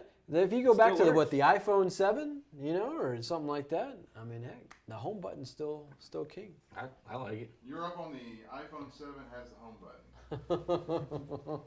Why not? Let's see. So we ran through the Hawks tonight. Winners tonight against the Mason Punchers, 42-7. The Lakeview Chiefs just did not have it all tonight as they fall 36-12 to the Snyder Tigers. They'll get Brownfield next Friday night at San Angelo Stadium. Brownfield coming off a loss to Big Spring tonight, 20-17. One score that I'm just absolutely delighted to see was my hometown Cristobal Cougars taking down the Roscoe Plowboys 64-6. My goodness. Seems like everyone got a touchdown. I know, yeah. You get a touchdown. You get a touchdown. You get a touchdown. That's what it was. And another pretty good score tonight, Bernie and Sweetwater. The Sweetwater Mustangs making their way from the big country down to the hill country. They beat the Greyhounds tonight 40-35. And then probably the score that we did not see coming, certainly Joe Hyde did not see coming, was those Brownwood Lions taking down Burnett. Joe, you were ready to just write off the Brownwood Lions. The first quarter hadn't started. I Yeah. said Brownwood's gone. You said, hey, to heck with these guys and anything and everything that you're doing. Yeah, they came back to beat Burnett tonight. So we'll have one last look at those scores there here in a bit.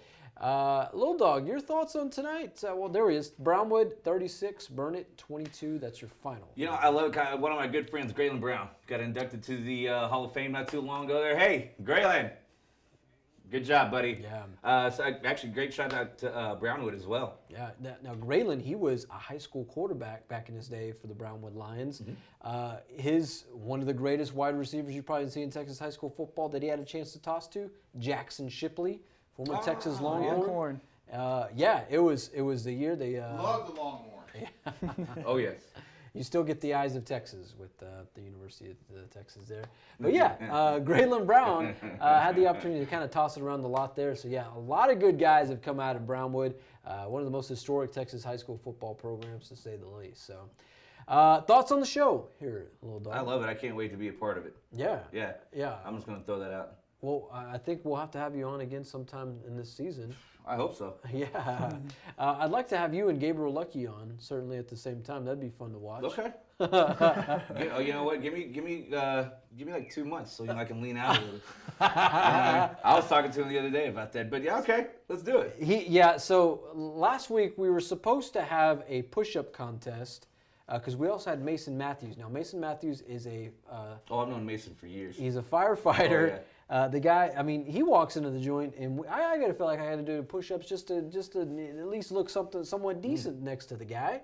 But Joe, you didn't care to participate in the push-up contest last week. Is that what we gathered?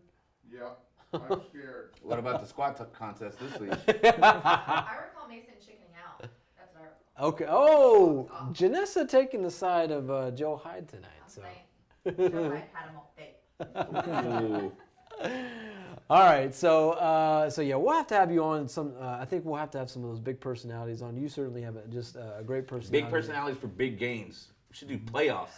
Boom. Yeah, we will certainly have a playoffs edition of this show when we get to that season. So, point of the season. So, big game next week, Class 6A, San Angelo Central Bobcats on the road against Colleen Shoemaker. We will have highlights and post-game sound from that game on this show. We'll also try to effort highlights from Odessa Permian as they take on the Abilene Cooper Cougars there in the Permian Basin. And then, of course, just a number of big games going on here in the Concho Valley as well. We are nearing 10:40 in our last hour of coverage. This hour of coverage presented by San Angelo Cardiovascular Center of Excellence. Go see our friend Dr. Leon and those folks there for your cardiovascular needs. Yeah. Just take a deep breath. I feel better already. Thanks, Dr. Leon. Thanks, Dr. Leon, yes. Joe Hyde, any final comments before we end the show tonight? Your final thoughts? No jokes. No jokes? I have no jokes. I mean, it's been a long night. Is it because your cardiovascular is not at the point? Oh, my cardiovascular. Dr. Leon is wanting to put me on one of the machines, those electrocardiogram things. Mm-hmm. Yeah, he wants to do that. Get you on one. He said, you know what? Let's go live. Let's go live. Christian, your takeaway from the Bobcats' big scrimmage last night as they head into week 1. Certainly, was excited to see how they did yesterday with what they did, and excited to see them this season and the whole conference as a whole. Yeah. To be honest, it looks pretty stacked. We saw Midland Lee tonight with their highlights from Thursday night, and man, that team looks plenty dangerous, plenty stout. If I was a high school football coach in the state of Texas, I'd be very wary of what Clint Hartman and the Lee Rebels were going to be up to this season. So absolutely. You can be. Yeah. Yeah. It's a historic season for the Lee Rebels, of course, because it will likely be their last as the Lee Rebels. They're looking to possibly make it into something else. They did vote on a name last night there in Midland. I believe it was leadership, equality, and something else, excellence, and to go on with it. So they're looking to lose that whole acronym. But they're going to lose the first and the middle. Yeah. So it's unfortunate. If you're a fan of Texas high school football, you understand the tradition that went into Lee football. Certainly, if you followed Cedric Benson and the number of great athletes that went into that just put their heart and soul into that football program. So this will be the last season. Hopefully not. Hopefully the school district kind of figures a way to kind of appease both sides. But Why don't you just call it Stanley? Stanley? Stanley. Yeah. Not a bad way to do that. Boom. Yeah. Dude, didn't you have Cedric Benson painted on the wall as an Avenger? Oh, man. Now you're talking. I want credit for that. Little Dog coming up with the good They stuff. already voted on it. You're going to have to go give your ideas to the middle school here. Oh, yeah. All right, well, dude, then I'll totally win that one. Yeah. I'd like to see that element there. So, hey, it's been fun. It's been real. This has been week 4 of Cover 1 Live here on SanAngeloLive.com. We will see you next week. Until then, for good friend Christian Gabaldon, Lil Dog, who's going to be opening up a new food truck there. Once again, give us the name of the food truck that you're going to be doing. The Dog Father. The Dog Father. Man, I feel like I need to get a ring where you kiss it, right? I know. Like when I say the Dog Father, I walk just got to into go the like joint. that. Yes. I'm gonna make it happen. Yeah, so look out for the Dog Father food truck, outside the Dead Horse in downtown San Angelo. Within the next coming weeks. Yes, sir. it is the reopening of the Dead Horse, a much needed business there in downtown San Angelo. So looking forward to that, no doubt. Also want to give thanks to our videographers tonight, James Bellini and Matt Trammell, as well as our folks that are behind the scenes getting our scores tonight, Yannis Green, Ryan Chadwick as well, who's on the write-up, and who's also producing our scores tonight, Yannis Green and Sonia Ramirez-Munoz, and of course heading up our social media, Janessa Nunez as well. For these fine gentlemen, I'm Manny Diaz, and for Joe Hyde, who's directing on the 1s and 2s there. Give it up for Manny. See? X's and O's. It's been fun. It's been real. Yeah. Good night. God bless, and we will see you in